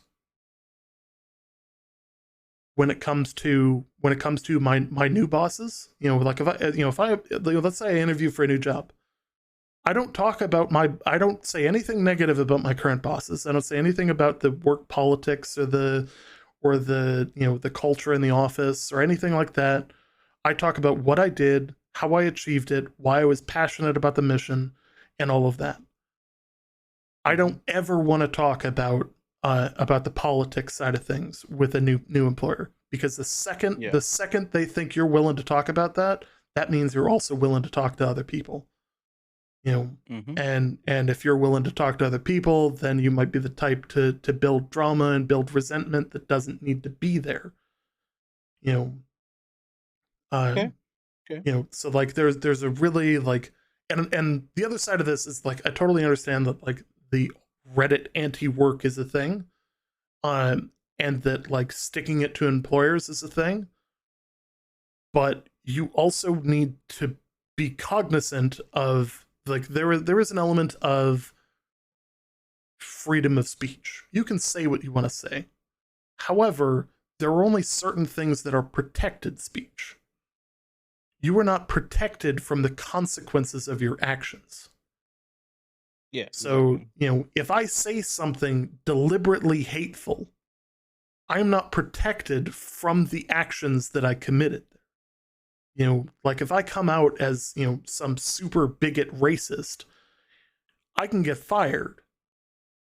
Mm-hmm. Like that is a consequence of me holding those views and publicly exposing those views. Like I am not, obviously, but you know, when it comes to something like this, where they've publicly stated their grievances with their employer in a place that is just wildly unprofessional to do so, you're not like, this isn't the type of person that's going to get a 6-figure a year job.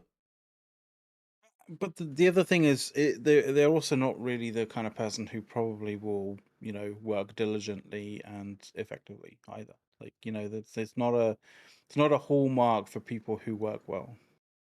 Now, they should definitely be able to still get a job. I'm saying that this is going to limit them career-wise. Like, if they wanted to move to another game support position, ain't gonna happen. Yeah, or do Not if something this that's follows other them. that's not, You know, or something that's not customer support related. yeah. Then If yeah, if they probably want to they'll move be to good something with that's it. not customer support related, fuck yeah. Like clearly they shouldn't be trusted in engaging with the customers because they just showcased to the world, to a game that has, 300,000 concurrent players, that they cannot be trusted with a public facing account. Yeah. Like, now, can they get a job at, you know, doing anything else as a bank teller? Sure. Something that their interactions are going to be much more relaxed, less of a problem, or less stressful. I would highly recommend this individual get a job that's less stressful, because just about fucking anything else is less Is stressful than less working at a stressful. call center. Because again, Yeah, like definitely. I also like really empathize with this person because I've been in their shoes. I have worked in a call center for months. Like Yeah, as like a deployment, I worked in a call center, and I at the end of it, I hated people. I needed to go do something else that was not dealing with people directly. You know, uh, Now that said, I found other work. I found a job doing, kind of grant writing type stuff that I would work with, an individual from a, specific jurisdictions. I would work with an individual. It was nice. It was easy. I'd get information from them, and then I wouldn't have to interact with them for quite a while until I was done with my side of things. Then we would go for a hmm site visit, track all the sites. Then I would, go map everything and write up the actual project for the grant. Uh, yeah. you know, that kind of thing is a so much more relaxing, and it's a job that somebody like that could easily do. Like they have the ability to work in computers. Odds are they probably understand Excel to at least a rudimentary level. They could easily do that job. But Yeah. functionally speaking, you're never going to put this person in a position. If you know about this, the next boss is never going to put this person in a position where they have access to a public facing account or working with the public in general, because this is not what you want being said to the public, even though bits of it and probably large chunks of it are true from his perspective. From his perspective of working in a call center for customer support for Amazon, I totally understand that he could be 100% right here. That said, my issue is more like, go find a different job. Like if you hate your job that much, go find a different job. And I'm happy he left. Not hmm because he should be unemployed or anything like that. I'm happy that he gets to go seek a job that is less of a painful experience to him, and that he can find something that is much more relaxing. Yeah. You know, but Yeah, very much so. I can tell you that if they came to me, this is a massive red flag in terms of being able to trust this individual with significant responsibility. So when I say like, you know, whenever you do something, you're going to potentially career limit yourself by, you know, you know, Well, I can't get into gaming, like I can't get into gaming as a career. So like, Yeah. I'm not saying nobody should be able to either, but like, clearly this position was not a good fit for him. Like you agree with that, right? Like that's like Well, you could totally I see think how he's not a good fit for that role. the thing is, He's not I happy. think He's not doing things that the company wants him to do. Obviously, there was not a great fit there. yeah, I just want to point out is that chances are some people in chat are probably being a little bit Yeah. hyperbolic Well, and the for thing the is, sake like, of being the hyperbolic. So don't the worry too much about it. but It's all it's a good hyperbole at the end of the perspective day. because that's the same perspective that anti-work is going to take. If they catch wind of this, and it's not that I'm saying that this individual isn't hireable. I'm saying that under the circumstances, they've got a red flag on them to say, hey, I wouldn't trust this person with a public facing account. I wouldn't trust them directly interacting with customers. But at the same time, there are other positions that are out there. There are positions that don't work with other that aren't public facing that they could easily do just as well. They could get a job in quality control for gaming. There's plenty of jobs across the industry of gaming that are less shit than doing call center support. Like that's true. the worst job of them all. Okay, yeah, but the other kind of thing is, and we've mentioned it on the show before as well, is like the customer support side of like, Amazon games is probably one of the, like probably the kind of worst performing side of like, Amazon games as a as a subsidiary of Amazon, right? Mm-hmm. Even compared there's to their other been a support myriad. helplines. Yeah, Like there's been this a guy might myriad have of been in different a things. better position if he was doing support helpline for like Amazon logistics. Yeah. Like the people you call up and go, "Hey, my package never made it." Like Well, he one might of have the been other done, kind he of might have done a lot better in that because like uh-huh. think about the shit that like like go to the Reddit. You can see a ton of examples of people treating these people like shit all day, every day. Yeah. And then justifying it as, oh, this rep was terrible. They didn't get me what I wanted. They weren't able to help me. So like I totally understand why this person fucking hates this.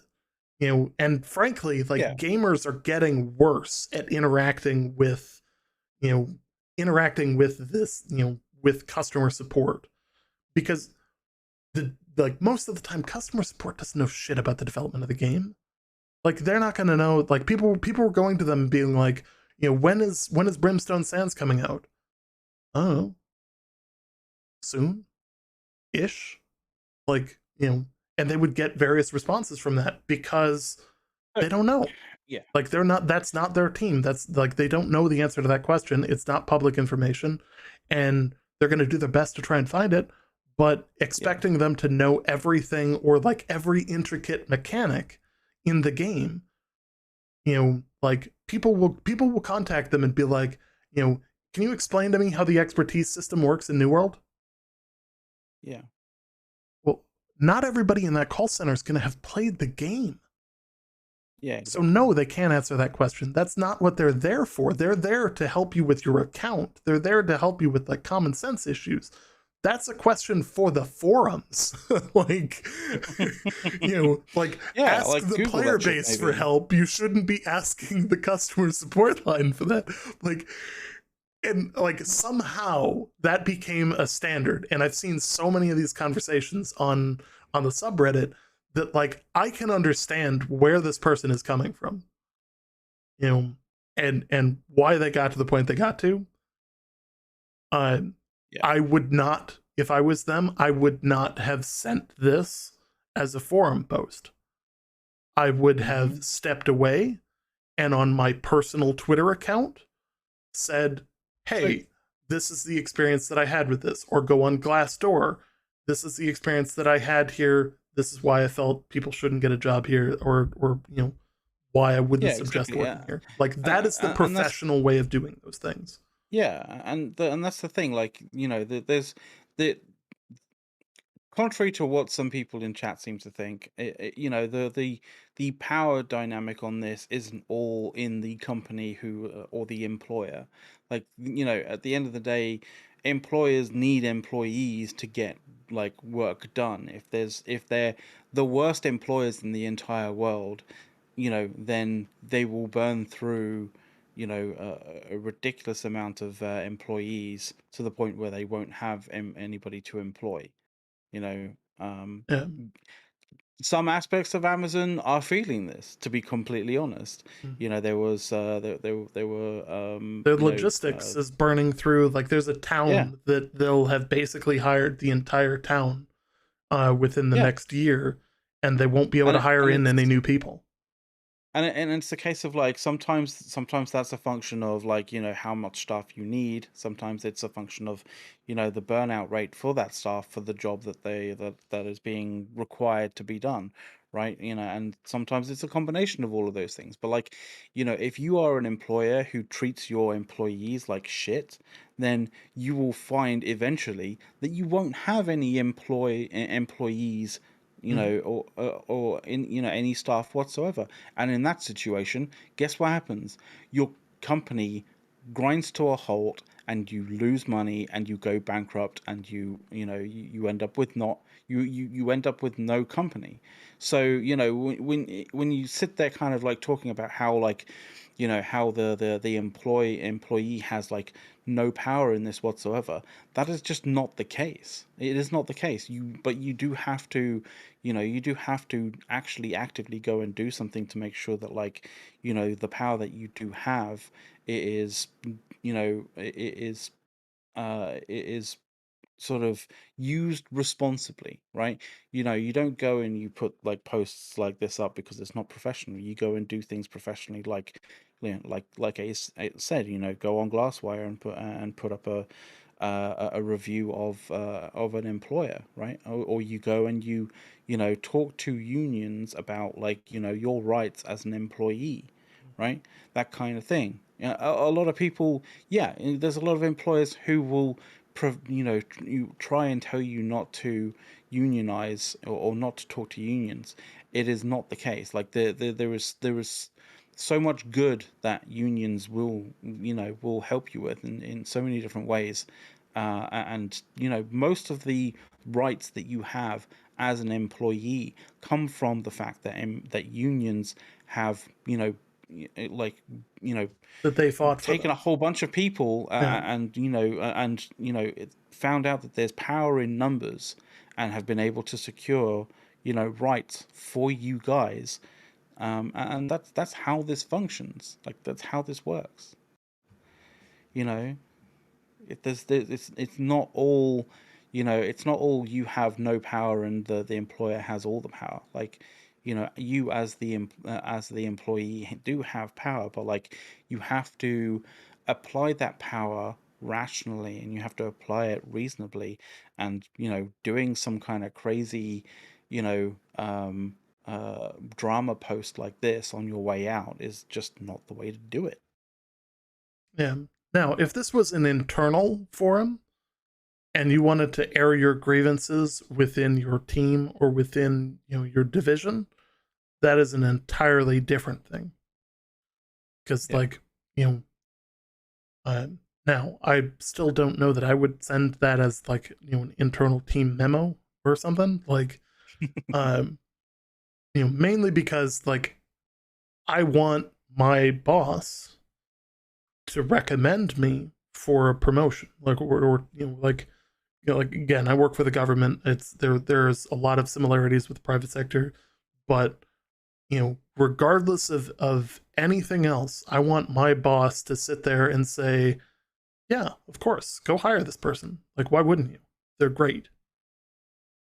You Yeah. know, and now, not every boss out there is like that. I totally get that. You know, not like, there are some people who are going to be very pissed about receiving that call and going, "Why didn't you tell me that you were applying for other jobs?" You know, but, you know, in the current climate, you know, people leaving their jobs to accept other positions and all of that is not uncommon. You know, Like for me, I've looked at other positions. I continue to look at other positions because unlike the private sector, I cannot and will not get promoted unless I apply and actively go through the process for it. Like if I'm comfortable in my job, I just keep doing my job. But if I want to get promoted, I've got to go out and apply for it. Versus like a private company, they're going to sit there and say, okay, hey, Jim, you did good. You're the new section chief. Because Dave's retiring. You're it. Good luck. Yeah. Now, if they're a dick, they'll also be like, oh, by the way, it doesn't come with any more pay. Like. Oh, and by the way, you have a whole lot more responsibility, and you have to kind of come in for work a bit more. Like, bloody Dave slacking, exactly. So, like, there's obviously like piss poor workplace practices that like the companies need to be held liable for, but at the same time, there's also like when you do something terrible at your job, like that's gonna follow you. And I'm not saying that this is like the worst thing in the world, but again, like as somebody who's hired people who have to work with the public, by the way, I'm not giving them an official handle for any social media. I'm not giving them that responsibility, like, because they've shown that like that's not an appropriate message to be sent out on an official handle. Yeah, like, and I think I've beat this to death at this point, but that is not their strong suit. Yes, you have beaten this to death. Yeah, we are at this point beating a dead horse entirely. Yes. That said, dead, Jim. In other news on the Lost Ark front, wait, shit! This was all about Lost Ark. Yeah. What?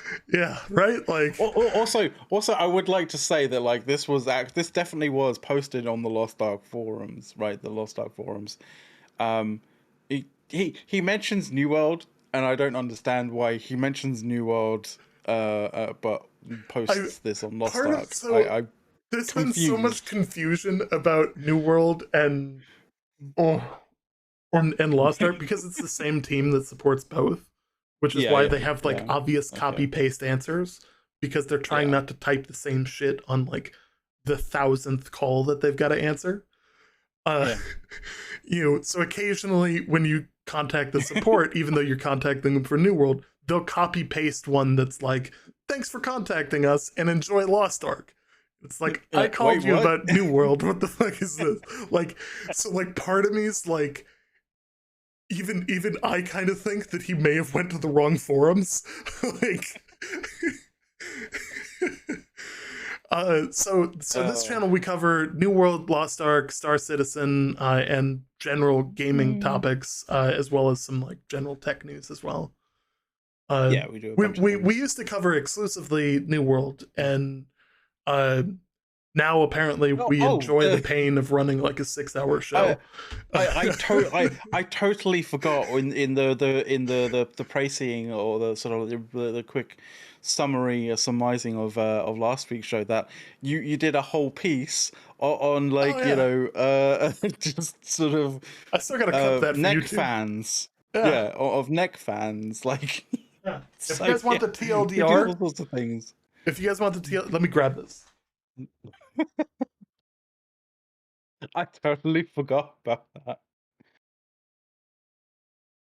Yeah, and a string says and career advice. Yeah, and are you finding like the thing again? Yeah, there are these things that exist. These neck fans, and last week we covered them on the show. The gist of it is I had like $170 version of this that has like the cooling neck plates and the bladeless fans and all that. Don't buy the $170 version of them. It's not worth it. Literally, buy the $16 version that has 2 bladed fans that is just gonna sit here and blow nice cold air all over your face. Like, if you're anything like me and you hate the hot weather, yeah. That said, this if you're curious on what this is, I can get you the link in the Discord later after the show. But like, functionally, $16 versus the whatever, like the 170 version. It's just not. And if you are going to purchase it, like it would be really, really great if you did it through our affiliates link. Yeah.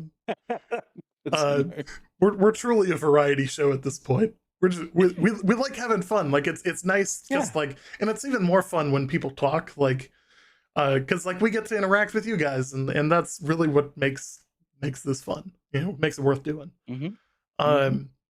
So in other news, on the Lost Ark front, the Vikings Legion raid is really fucking hard. Who would have thought? What's that? Korean MMO like end level stuff is difficult. Who would have thought of it? Literally going into my patch notes, and I'm going to show you guys a part of our patch notes for the show to explain like the difficulty here. Oh,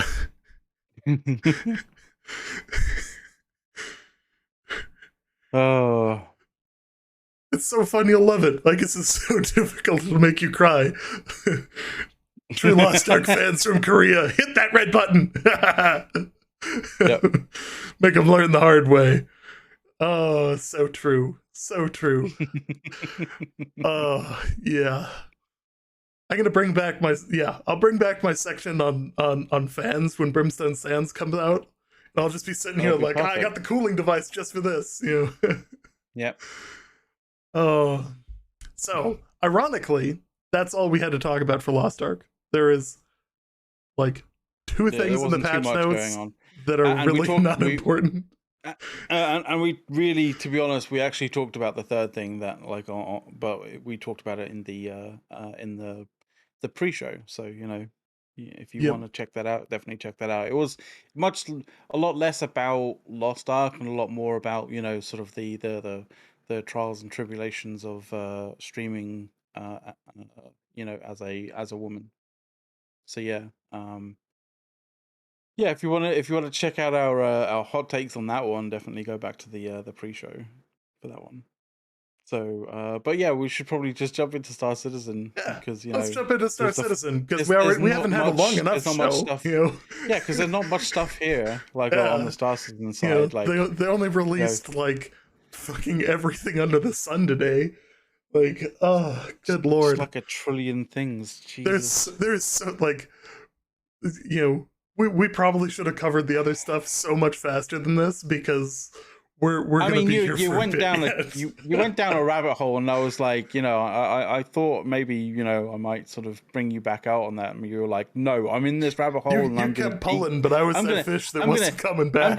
I'm gonna keep on digging till I reach China. Like that's kind of how you felt like how it felt like you were at. So I was just like, keep on digging, man. So the first question up front: is Star Citizen a scam?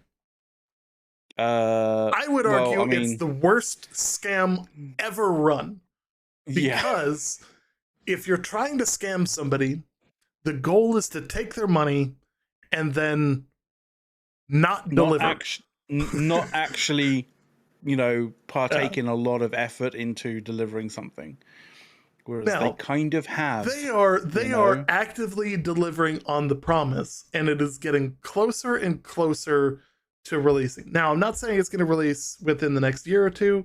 I think it's still got 2, maybe 3 years until we're out of alpha. But in the meantime, we're going to get Squadron 42 within a year. We're getting Squadron 42 because they decided, hey, we're going to put our foot down and we're going to like hammer this. Like, this is our priority to get this out. And they've done a lot of work. They've shifted a lot of resources to it because they want to finish it. It's the Squadron 42 is the single player version of Star Citizen. Why do I feel like they've kind of put the hammer down on that because of Starfield? I mean, we've covered Starfield in previous episodes about like the kind of like the comparisons between that and Star Citizen, probably especially Squadron 42, right? And they're not really that comparable. One's like very much a light version of the other in that regard, right? But I kind of feel like them putting the hammer down about this, like, So I and wanting think to it get has it out more to within a do with year like contract is. negotiations and like profit No, I shares. mean, So okay, like, okay, because okay. they have a lot of really big name actors that have done Yeah, voice no, there acting are. and like facial There's a lot. modeling and all of that that are in Star Citizen, or in Yeah, there's a Squadron lot. 42 at least. So like, it's surprising. Like you've got Mark Hamill, you've got and there's an endless list of them somewhere. But like Gary most of the Oldman. who's who So of so star based things. so here's a list, right? We got Gary Oldman. We got Mark Hamill. We got Mark Strong. We've got John Rhys Davies. We've got Liam Cunningham. We've got Gillian Anderson is in there. Andy Serkis is in there. Jack Huston's in there. Like, you know, there's a fair amount Yeah, of there's a people. lot, like there's a You lot know, of big names in Sophie there. Wu, Ben Mendelsohn, Mhm. Ian Duncan. Like, a lot of A-list actors. Like, Oh yeah. so So like yeah. it's going to be a really like it's going to be a really immersive game when it comes out. Um, but like the actual like Star Citizen Online MMO is going to be a bit. Um, Guy that they got fired was in there. He's cast as Squadron footage. No, maybe not. See, the I mean, problem is it's not customer facing, so that it's guy probably would all right. probably complain that he got hired into a role that's like crew member that dies in scene one. Well, Like voice I'm actor looking for at like 4 lines and then eats I, it. I'm looking at a list of various different things, and like the last guy, Ian Duncan, is cast as not as a name of a character, but just as player character. Oh, Oh dear. so okay, let's dive Yeah. into the Star Citizen news. Yes. So the public test universe is active on 3.17.2 Wave 1 for concierge and subscribers. So, functionally speaking, if you've spent a ton of money or a surprise or a current subscriber, you have access to it. We have a video on our YouTube of how to check if you have access. Because if you're like me, uh, and may or may not have accidentally spent more than you needed to, um, or more than you intended to, on Star It's Citizen over actually time. surprising how that can potentially occur, because Yeah. like there's a way of checking on, obviously, on how much you've spent in Star Citizen, and even I was surprised as to how much I've actually spent in Star Citizen, to be completely honest. And I generally tend to take the piss out of A's, going, "Oh, what have you fucking wasted money on now?" When it comes to Star Citizen. So God, Anthem was such a shithole of a game. Sorry, I have to say it. Like the fact that yeah. EA thought they could release a game with that many cuts or with that many loading screens in 2020 was like, holy shit! Like, how do you fuck that up that hard? It's Yeah, gonna they be fucked open that up world, but so it's not hard. gonna feel open world because you're gonna feel like you're flying into the wall for 10 seconds.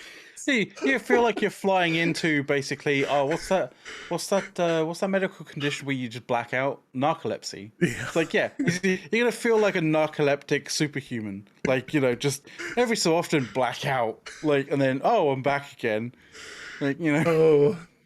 So, anyways, Star Citizen. So some of the new things that you can expect from 3.17.2, keeping in mind that this is the patch that basically is the stopgap until we can get 318 or 318 later Yeah, this year, 3G. which will have the cargo refactor, start entity persistence, streaming, and all of that. So like, there's a bunch of stuff that's coming. That's really gonna be interesting.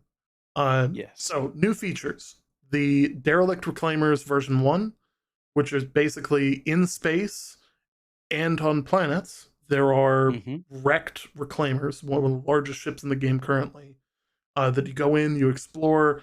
There's loot to be found. They're booby trapped. They're a puzzle to get through. You need to be prepared to go through them. Don't expect to just be able to just fly through willy-nilly. Otherwise, you are going to get yourself blown the fuck up. Them things are mined. um, There are the derelict colonialism outposts, which also take a broken reclaimer. I told you there was two different things. Yeah, that's what I said. No, you didn't. You said that there were derelict reclaimers, and those were the outposts. The two things, and that there's also the derelict reclaimers have been repurposed in several areas to be NPC outposts, both friendly NPCs and criminal NPCs in various different locations. So all right. I'm not gonna argue about this. Let's just move on, because otherwise it'll be morning by the time we're done. Oh yeah. So the AI planetary navigation and landing is also coming in at least the version 1. Cool.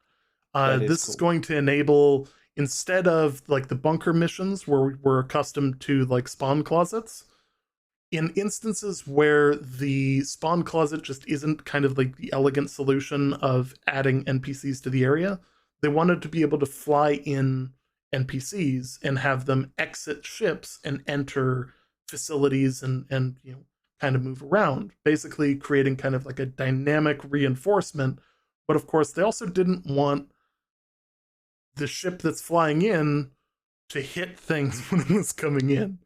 So, you know, like when you park your ship, if that's the spot that the ship was going to go to, it's going to identify that it needs to park somewhere the fuck else, which is really, really cool tech. So they also have the illegal collect and delivery missions. This is an expansion on the current delivery missions that are there, but of course you want to do them in ships that potentially can't get scanned. And can make it through and basically act as blockade runners. So like my Mercury Star Runner is going to be a pretty good use for this, where it's got a shielded cargo bay to store illicit goods. That's also tied to the influence system and the overall reputation system that's there. So you'll be able to gain standing with criminal enterprises for the first time. Nice. So from the Grey Cat salvage backpack is now a thing. We did mention that in one of our shows, and we were like, I think we were the first ones to call that out. Be a thing. I'm certain because we definitely saw that image, and we were like, that is definitely something. Yeah, that's awesome. The RSI specialist heavy armor sets are also coming in. Ooh, okay. And those look really good. I don't have a picture offhand because when I did the patch notes, I was lazy. But they look really cool. The red one has a kind of a Fallout kind of vibe to it, to the helmet anyway. And the post that we pulled these from doesn't have any pictures. Yeah, but unfortunately. Yeah. So anyways, feature updates. They're adding rest stop hangar editions. At long last. Yeah, that's huge. That's been a long time coming. Yeah. They're adding additional Stanton Lagrange points to make it easier to traverse around planets. Grimhex Hospital expansion is a go. People realized that this was a challenge when a large ship of criminals would die. If I think more than 4 tried to spawn at the same time, it would just break people's accounts. So they've added substantially more beds to that, realizing that, oh, hey, this has to be a thing. From there, the Combat Service Beacons V2 is now a thing. So asking for help and getting people to assist you is now a bigger thing. There's also going to be NPCs that trigger these, and they're going to have a variety of different support levels. The most difficult is going to require a large group of people to respond to. Like a large group of people or heavily armored multiple combat ships. Like it is designed for a small fleet to arrive and assist. It is not designed for a single individual to complete. From here, quality of life upgrades and polished patches. One of these, I'm gonna jump the gun and cover this now because I think it's that important. One of these quality of life patches is the Move All button has been added to inventory. We can all rejoice. Mother of God. You That's gonna make things so much easier. Like that is a just huge music one to my ears. Music to my ears. And of course, polished passes, shitload of bugs fixed, and networking improvements to deal with some of the kind of hitching that was happening in the 3.17 patch that they're trying to fix to make sure that the low flying is still a thing and that races can still very much be a thing as well. That's good. The Point F patch to the PTU was released a few days ago as well. The combat assistance beacon polished pass. They updated the Grimhex hospital shelves to actually contain items on them because they forgot that in the first patch. Because people would go in, they'd be like, "Why is this place empty? Can't buy anything." And now you can actually buy stuff from it because shit's actually hanging on the walls. They improved the actor networking IDs, so that's another big advancement. And then that brings us to the patch that just happened, which is the .g patch, which they removed some of the debris in the Snake Pit racetrack that was causing some issues for low flyers. That basically they made a racetrack that's also in there that wasn't actually officially covered on the things, but it's actually really kind of a cool thing to have. AI networking update. They adjusted the display info, fixed several bugs, and fixed several of the client crashes. Because we're in a I don't want to say we're in a crunch for time, but I also don't want McLeod to be up until God knows when. I'm gonna say it's okay. I'm fine for another half hour or whatever. I'm fine for another half hour or so. It's all good. It's okay. We've only got another 4 pages to go on the notes here, so so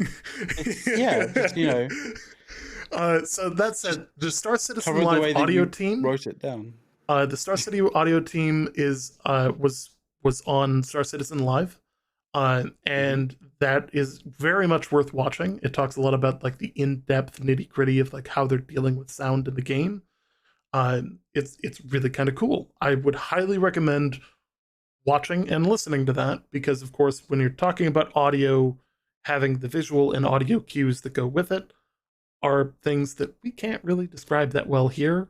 And frankly, out of everything, if you're actually going to watch one of their things instead of a content creator, that would be the one to watch. Let's see. This week in Star Citizen, Tuesday, the narrative team had a brand new lore post titled "Mining Rocks." I'm very much looking forward to Board Gamers and Zin's lore reading of this. I will again remind them that you really need to put together a playlist on your channel of just the lore readings. I say this because I will watch it on repeat. So if anybody has Board Gamers ear, tell them I'm looking forward to his next show or his the release when they cover that, because I think Zin has the perfect voice for those lore readings. Oh yeah, it's definitely just it's absolutely easy listening for sure. Easy listening for sure. Yeah. So today, and we'll cover these shortly. They released the second patch watch post, the roadmap roundup to coincide with today's public roadmap's bi-weekly update, and they also released the monthly update, which they didn't announce, which basically is a combination of everything that happened last month, so that we can kind of quick review that. And let's see, Thursday, the Foundation Festival begins, complete with a free fly referral bonus and awesome rewards for citizens using the guide system. So, yep, this is the moment. In the bottom, under McLeod, this is where we talk about. Can't see it, but I'm pointing. That's kind of it's under his side. Where is it? Other side. Oh, hang on. I need to. Yeah. Yep. Under McLeod. There we go. That code in the corner. If you type that in, you get 5,000 credits, which doesn't sound like a lot, but bear with me. You also get, assuming you use it tomorrow, you also get a Drake Dragonfly for free as a ship for free to keep. Now, I think it's really cool that you guys would go and do that to go try the game for free and use that code, because I also get one of those drink dragonflies. For the love of fuck, please. I don't know if I get one per person, but it would be comical to get a bunch of them. I mean, yeah, in terms of full disclosure, yes, we do get one if you use the code. But like the thing is, you know, in all honesty, you shouldn't care. You get one as well. So why the hell not? Yes, this is one of the best times to use that, because that is basically a $45 value for free. Yeah, but make sure that you're using that like after the what is it, after the 7th, or use it tomorrow. Use it tomorrow, essentially. Yeah. Now that said, just because it's a free fly week, so like use that to log in, be able to play, get the ship. Like, you're not going to be able to fly it from planet to planet, but you'll at least be able to like join in and talk in chat and be like, hey, can I join somebody's crew? And like, people are generally pretty welcoming. Like, the Star Citizen community is amazing. So join up with people, have some fun. Give it a try. It is much further along than most people think it was, because like a lot of people have left over time and are coming back and being like, oh wow, this is actually like, there's a lot more here. So that's the thing. If you're interested in buying the $45 starter pack, there's going to be sales, and I'm hoping, they haven't said anything about this yet, but I'm hoping that they do lifetime insurance packages. I believe there's a lifetime insurance package on the Dragonfly when it comes out. But the problem is, you'll get the Dragonfly for free, but you won't have a copy of the game past the free fly weekend unless you buy the starter pack after the free fly weekend. So use the free fly opportunity here to see if you like the game. Then I would recommend buying the $45 starter pack for any of the ships. Like, I think the Mustang's probably the best one right now. With the new abilities. Yeah, with the new cargo bay, I would recommend the Mustang, because it handles much better in atmosphere than the Auroras ever do. So you're gonna want that. Yeah. So I would 100% recommend. I recommend that, but again, use the free fly opportunity. See if you like the game, then spend the money. And if you enjoy it, for the love of God, use my code, because like, again, gets you money, gets me not money, but the ship. It gets you money, but like, the thing is, when you start off, like, all the like every single credit, matters. Is like it matters, like seriously matters. But like, the other thing is getting a ship for free. You know, even if it's a Dragonfly, like, it is really, really worthwhile, really useful. So I would also recommend, like, if you're gonna try the game, Morphology has a wonderful starter guide that's basically like what to do in the first 30 minutes, and it's a good way of just like learning the basics, because you're gonna potentially get to your ship, and like, if you can figure out how to get to your ship, that's already a pretty big achievement. Getting in your ship and realizing that like, this is not a cookie cutter system. This isn't, this is an actual flight model. Like, this is a flight simulator disguised as an MMO, disguised as a universal simulator. Like, everything is actually included in the physics. So like, if you break a wing off, your flight profile changes in atmosphere.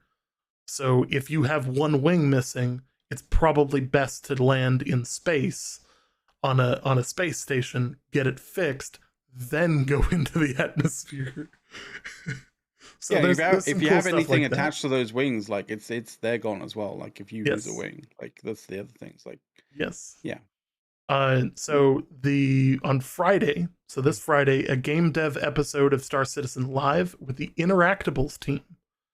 Which, this one, like, if you're interested in the cargo refactor, this is actually going to be a pretty important one to watch, because this is the team that would be responsible for like trolleys and stuff like that. So like, kind of a big one. You're not selling it. You're not selling it here. Like, come on. Like, if you want to know how to move your shit around, it's kind of an important one for stuff that's coming up. Yeah, like that's and if you're using a large ship, like you're gonna need to know this shit.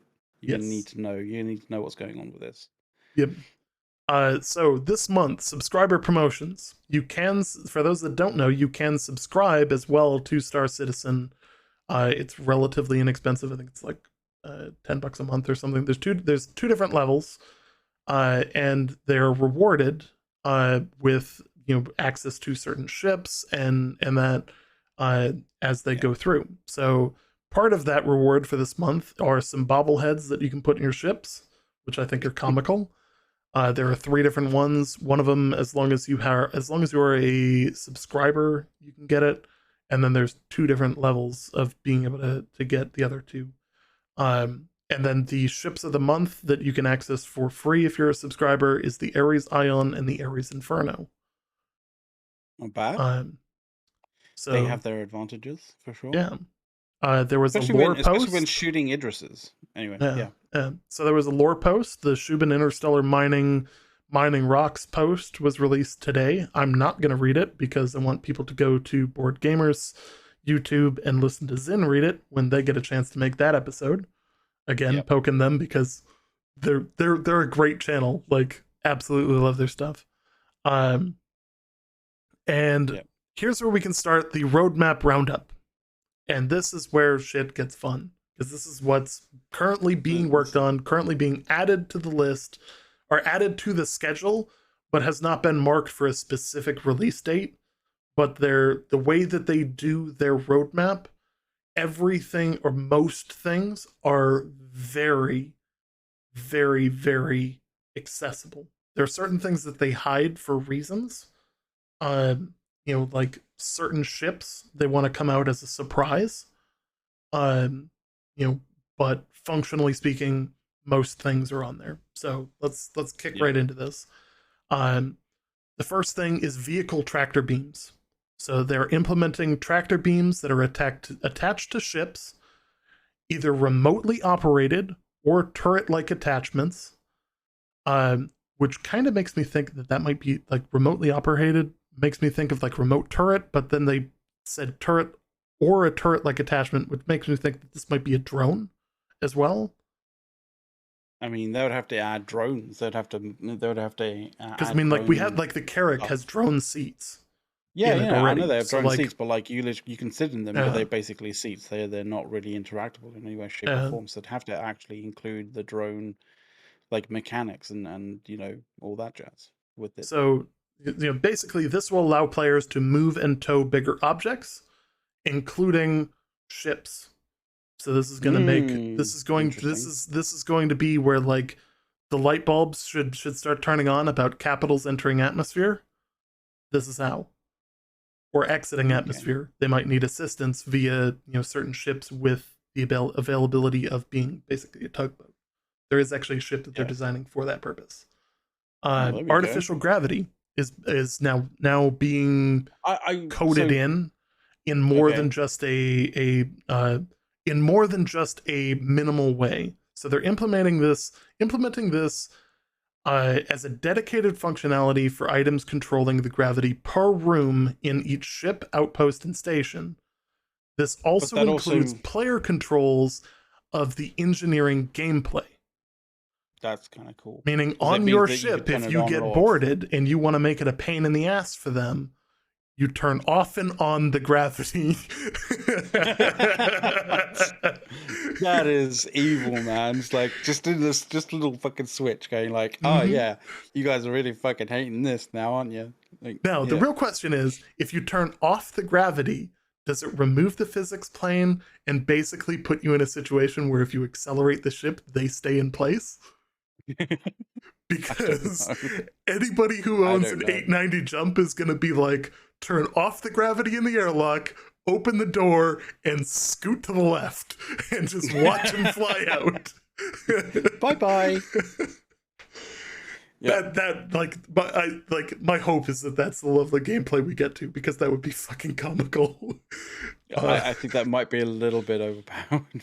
Yeah. No. So one thing that we've learned recently about Pyro as well through this is that the Fire Rats are a new NPC faction that they are currently developing the armor variants for this Pyro specific NPC group.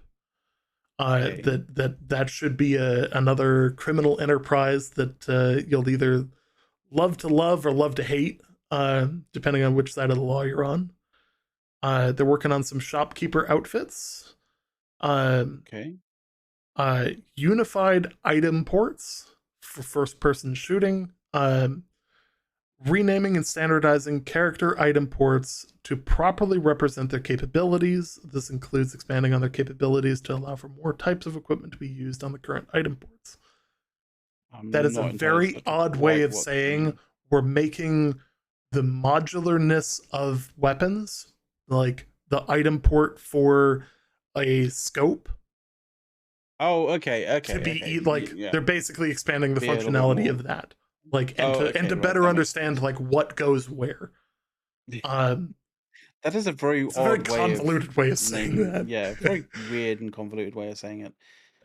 Swimming 1.0. So they are going to beat they're going to beat New World of Swimming. Star Citizen will have Swimming T0 is currently in development, creating the basic functionality for the player to swim across the surface of bodies of water, including related features such as entering, exiting, and drowning.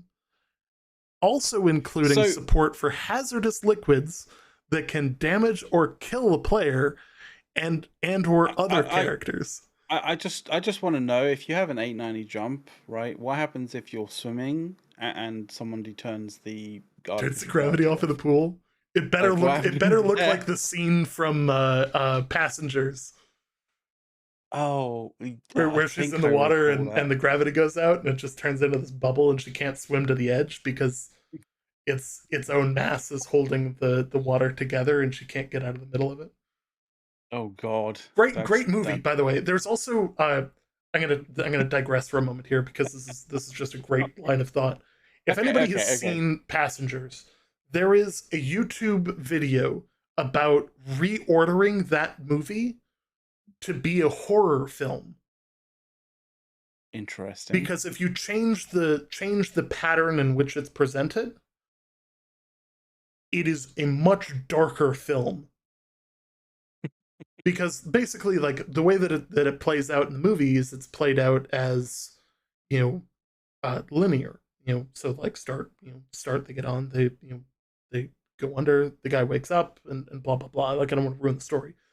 But if you change the order, you can very rapidly turn it into a horror film where you start it with both of them being awake all the way up to the moment where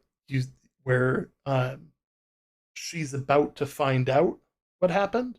Then you go back to the point of him being alone to gain the concept of what he's about to do. So that you find out at the same time she finds out, and then the rest of the movie is, what the hell have you done? Jesus, yeah, okay, so that totally flips the script on the movie, and it's like, wow, that adds a real dark and like creepy element to that. I can feel, I can definitely see that. I saw that. That is easily one of the best YouTube videos that I've ever seen by far, because like, one, I really like the movie. Mainly because like it's Chris Pratt and Jennifer Lawrence. Who's not gonna fucking like that movie? Yeah, that's very true. And it's got what's his name? The bartender. Fuck. Who is he? I can't remember who it is. Anyways, wonderful movie, totally worth seeing. Lawrence Fishburne's in there too. He's the deck chief. Michael Sheen. Michael Sheen. Yep. Like wonderful. Like, if you haven't seen it, the movie's Passengers, totally worth seeing. Back to Star Citizen. AI utility was worked on, implementing the utility AI behavior. AI will drive vehicles, pick up, haul, and stow carryables, as well as manage the vehicle's cargo bay and inventory. So think about the complexities on that.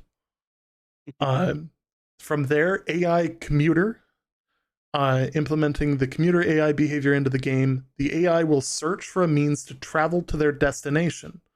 While waiting for a vehicle to arrive, the AI will eat, drink, check notice boards for timetables, and upon arrival of the transport, the AI will board and embark to their destination. So, yet another really cool kind of feature where this can also kind of play in some gameplay about like player missions, where you'll pick up an NPC, and part of the mission will be bring this person to this other location. But there will also be NPC vessels coming and going, delivering and dropping off NPCs that are actively transitioning through the universe. Based on the quantum system, which is holy shit, definitely, like that is a video worth watching. They've got a whole like quanta explaining that properly is going to take like fucking ages for us to really explain properly. So environmental space missions, implementing new missions and scenarios that the player will encounter as they wander around an area of space. The missions that appear will be based on the probability volumes that player is currently in. This is related to a combination of your reputation, the ship that you're in, the speed that you're going, the likelihood of certain other variables happening, and a lot to do with, again, the quanta system of determining where and how likely certain NPCs are likely to be seen and what ships those NPCs are in. So it's a very, very like it's very in-depth thing on that front. New interdiction scenarios. They've added new variations and difficulties of interdiction scenarios that players will come across while quantum traveling. So if you get pulled out of whatever circumstance, or you get pulled out of warp, right now there's like one or two. They're adding in a bunch more. Basically, like you're either going to get attacked by pirates or there's going to be a wreck there. Derelict. Yeah, derelict. I've had that happen where I've quantumed, and when I quantumed, I was at like max burn kind of thing, and so when I came out of quantum, my ship just basically went right max burn, and I just max burned straight into like a wreck and blew myself up. It really sucks. Yeah, don't have max burn set as standard. So the last thing that was added to the update here is physicalized weapon handling. This introduces character animations while interacting with and customizing FPS weapons. The aim is to add a tactile look and feel to weapon handling, supporting a wider goal of high-fidelity character interactions with all relevant objects in the game. Previously, this was on the tracker before, was taken off, and was prior referred to as weapon handling T2. Now, this is going to be basically comboed with that item port earlier, but it's going to be able to better showcase, instead of just I'm putting a scope on my weapon, just clipping it on, and you clip it on, and your character actually like installs it. Yeah, rather than it just appearing. Yep. And not only does it install it, but like it's not just installing it on my screen, it's on your screen. You can see me adding a scope to my rifle. Is the goal here. Where like basically as people are kind of rummaging through their inventory and changing things out, they want it to feel like, hey, they pulled out their pistol, they added a silencer, they pulled out their sniper rifle, they added a scope and a silencer, and like X, Y, and Z. So I think those are really kind of cool things. From there, we can jump into the monthly report, and we're gonna kind of fly through this because this is a review of what happened last month. And if you watch our show on a weekly basis, a lot of this will be like you've heard of it in some way or another. Yeah. But this kind of summarizes all of June. AI content. They added a new team member, improved shopkeeper AI, leisure behavior setup for AI, where they actually appear to be like kind of like Actually doing things. And like the word I want to use is just moseying around, where like they will look and feel a lot more natural than a T-posed character standing in a chair. Yeah. You know, that's obviously like when that was happening in mass, that was a lot funnier of Yeah. a joke, but now it's lesser of a thing. Now Anyways, it needs to be done. Needs yeah, to be kind of like, yeah. AI tech. The nav AI mesh. tech, the nav mesh reinforcement features, It's basically updated. it's the dropship stuff, right? Yep. Being Yeah. able to bring in reinforcements where the spawn closets just aren't really going to work. Yeah. Because like NPCs respawning out of nowhere, like to clarify like what they're aiming for here, like NPCs spawning out of nowhere is the least elegant solution. Yeah. Like, Yeah. they just pop back into existence. And let's say you're, running a bunker mission and you're like grabbing all of the loot out of there. And all of a sudden everything just respawns in the place that it like in the middle of the room. If you don't see it and it's immediately behind you, it sees you and kills you. That's not Yeah, elegant. that's a Like, really sucky situation. things shouldn't come out of nowhere. So in the bunkers, they introduced the spawn closets. So NPCs should spawn in those closets and, move to their designated positions from those closets. But in certain instances, that's just not an elegant thing to do. So like if you're outside and there's nowhere to really spawn them, how do you bring new players or new NPCs in? Fly them in. It lands and a bunch of NPCs get off and they go to their assigned spots. And kind of, and then it rotates into the leisure behavior setup where they might be sitting there flipping a coin or checking their Moby glass or doing other stuff just to make it look like they're actually doing something and not just standing there. You know what that reminds me of? That reminds me of that that scene in Mandalorian where the kind of The two stormtroopers stormtroopers are just like chilling out and kind of like talking about stuff. What have you? That just reminds me of that. Like, it's really funny that you thought of stormtroopers because my thought was the two stormtroopers that are standing in front of like a facility, and like one of them just starts like randomly dancing. Oh right, no, I remember. Like, I think so I we're both recall thinking that one. stormtroopers Yeah. at the same time. Yeah. Slightly different, but yeah, same thing. So basically, just like having AI feel a lot more natural and a lot more realistic. Because again, like not only are they like they're looking to make this into an MMO where players are obviously the center, but regardless of the number of players playing, the goal is to make it feel full, to make it feel like a universe. So and if they can simulate that and always make the player feel like, hey, dynamic shit is constantly happening around me, that's the goal. So beyond that though, they've got a bunch of other AI tech. Obviously, yes. the navigation, 3D navigation is improved, so like they won't kind of get stuck with various different things or choose really odd or weird kind of ways of like getting around stuff. Like if you were around where when the Fleet Week was going on and you were in one of the main kind of like expo halls, there was every so often there was like moments where you could be like, oh, where is the NPCs? And then you kind of found all the NPCs like huddled up like halfway down the sort of spiral staircasey kind of thing, and it was like, what the hell are they doing kind of thing. Basically that was an issue in the AI 3D navigation.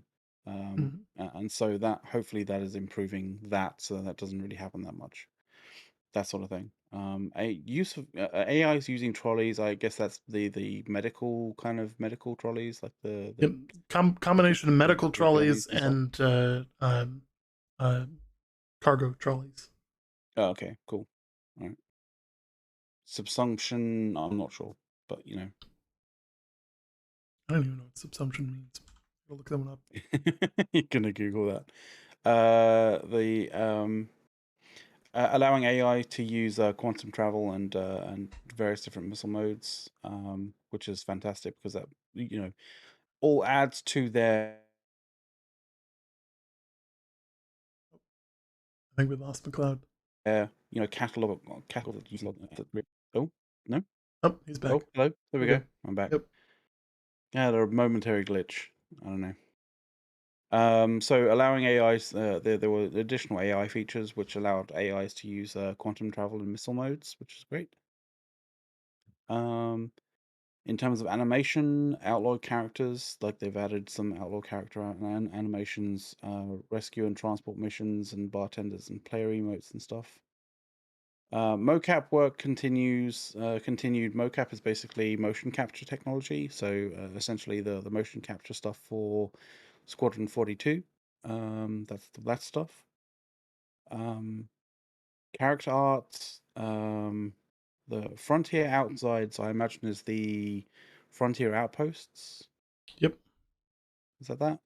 Yep, I believe so. That kind of stuff, or outside clothing, or that kind of thing, like yeah, clothing, that sort of stuff, and high fashion clothes for Stanton. There's some high fashion stuff, but like I imagine they're talking real high fashion stuff. But yeah, okay. Yep. From there, ship art Banu Merchantmen got its exterior pass. Final art pass on an unannounced ship. Ooh. So we can expect something coming soon. The Argo SRV moved to gray box, and another unannounced ship has moved into gray box. They're teeing things up for obviously sort of reveals and such things. We gotta start powering through these because there was a bunch of community things. So like show us your color celebrations. There was the Anvil Legionnaire Q&A, which was pretty cool. Because the Anvil Legionnaire is pretty cool. Bastards and World Tour and World Tour and stuff was announced, and they did the whole shebang there. There was they've done prep for the July Foundation Festival, which is happening literally, I think, tomorrow. Battle of the Bricks charity competition, which is still ongoing as such, and that's cool because that's literally Star Citizen versus EVE Online, which is a battle of the age. Alien Week language challenge and contest. There was a bunch of various different challenges and stuff regarding Alien Week, which I think we covered was it last week or the week before? I'm not entirely certain. Yep. I think it was the week before. Work on the new community hub. There's a new community hub going on? Like I thought that was. I think it's part of the website. Yeah. Oh, okay. Oh, that's cool. Fair enough. We must have missed that somehow. I don't know how. But anyway, gameplay training for new hires, more incentives for the PTU short and long term. There was some engine stuff. Yes, under the engine stuff, RWI improvements. I have no clue. I don't know what these acronyms are for. I mean, you wrote them down, so I was like, oh, yep. You must know. Player-only collision support. Basically, a bunch of stuff was moved onto Gen 12 ports. So you're going to get better processing and kind of splitting things off of the main thread so that multi-threaded performance will increase. Entity tags for tracking events and various bug fixes. Let's see. Personal inventory improvements. This is of course includes the move all feature, which is a huge win. I like that. Extra feature testing, and actor movement sync, gameplay features.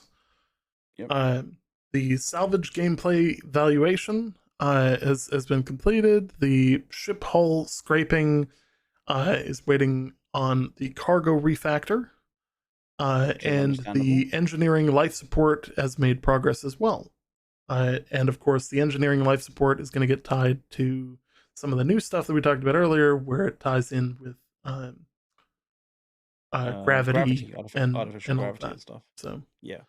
Vehicle features. The transit system refactor has been completed. The restricted area refactor has been completed. The missile mode improvements have been completed. Because missiles kind of suck right now because they Yes. are not exactly tracking pretty greatly. Yes. Yeah. And they're reviewing the rebalancing on fuel as well. Mm-hmm. Then on the graphics side, a bunch more Gen 12 ports. Screen resolution crash fix. New hair shader progress is being worked on. Debug tool implementation and various bug fixes. Lighting. There's a whole new area on Clio for a racetrack. A lot of this has been done to work with lighting specifically. They completed the pass on new clouds and rest stop stations being added to ArcCorp and Microtech's Lagrange points.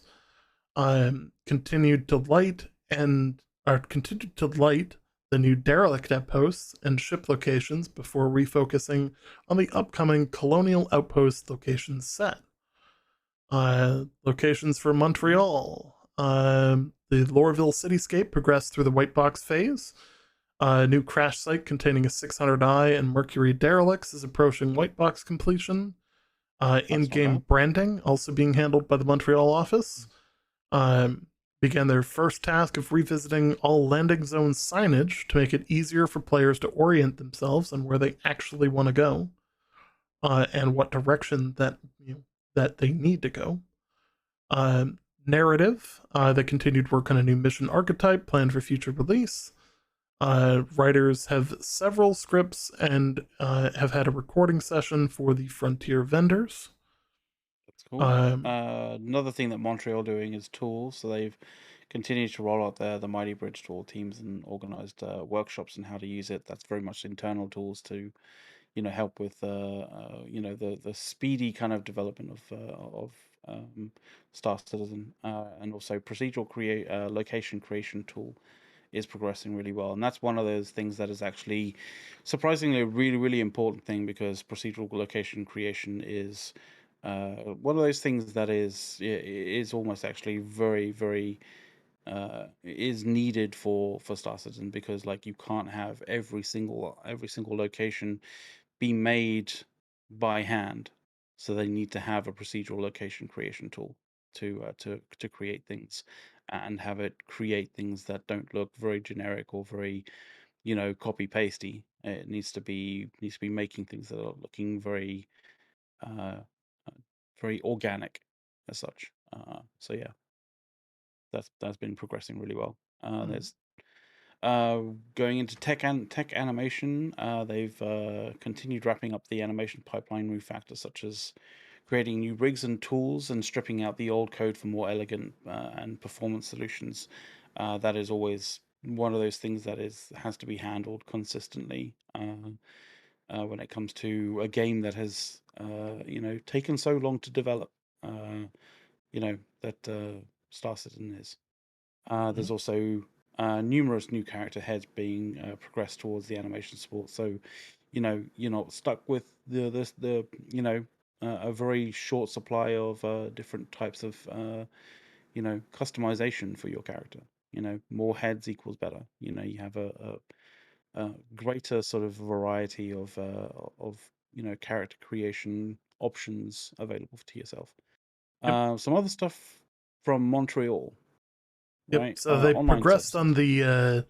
on the new login flow implementation. It's a necessary step towards the goal of achieving persistent entity streaming. Players likely won't notice any difference on their end. It's mostly a back end kind of like server to server handshake type thing.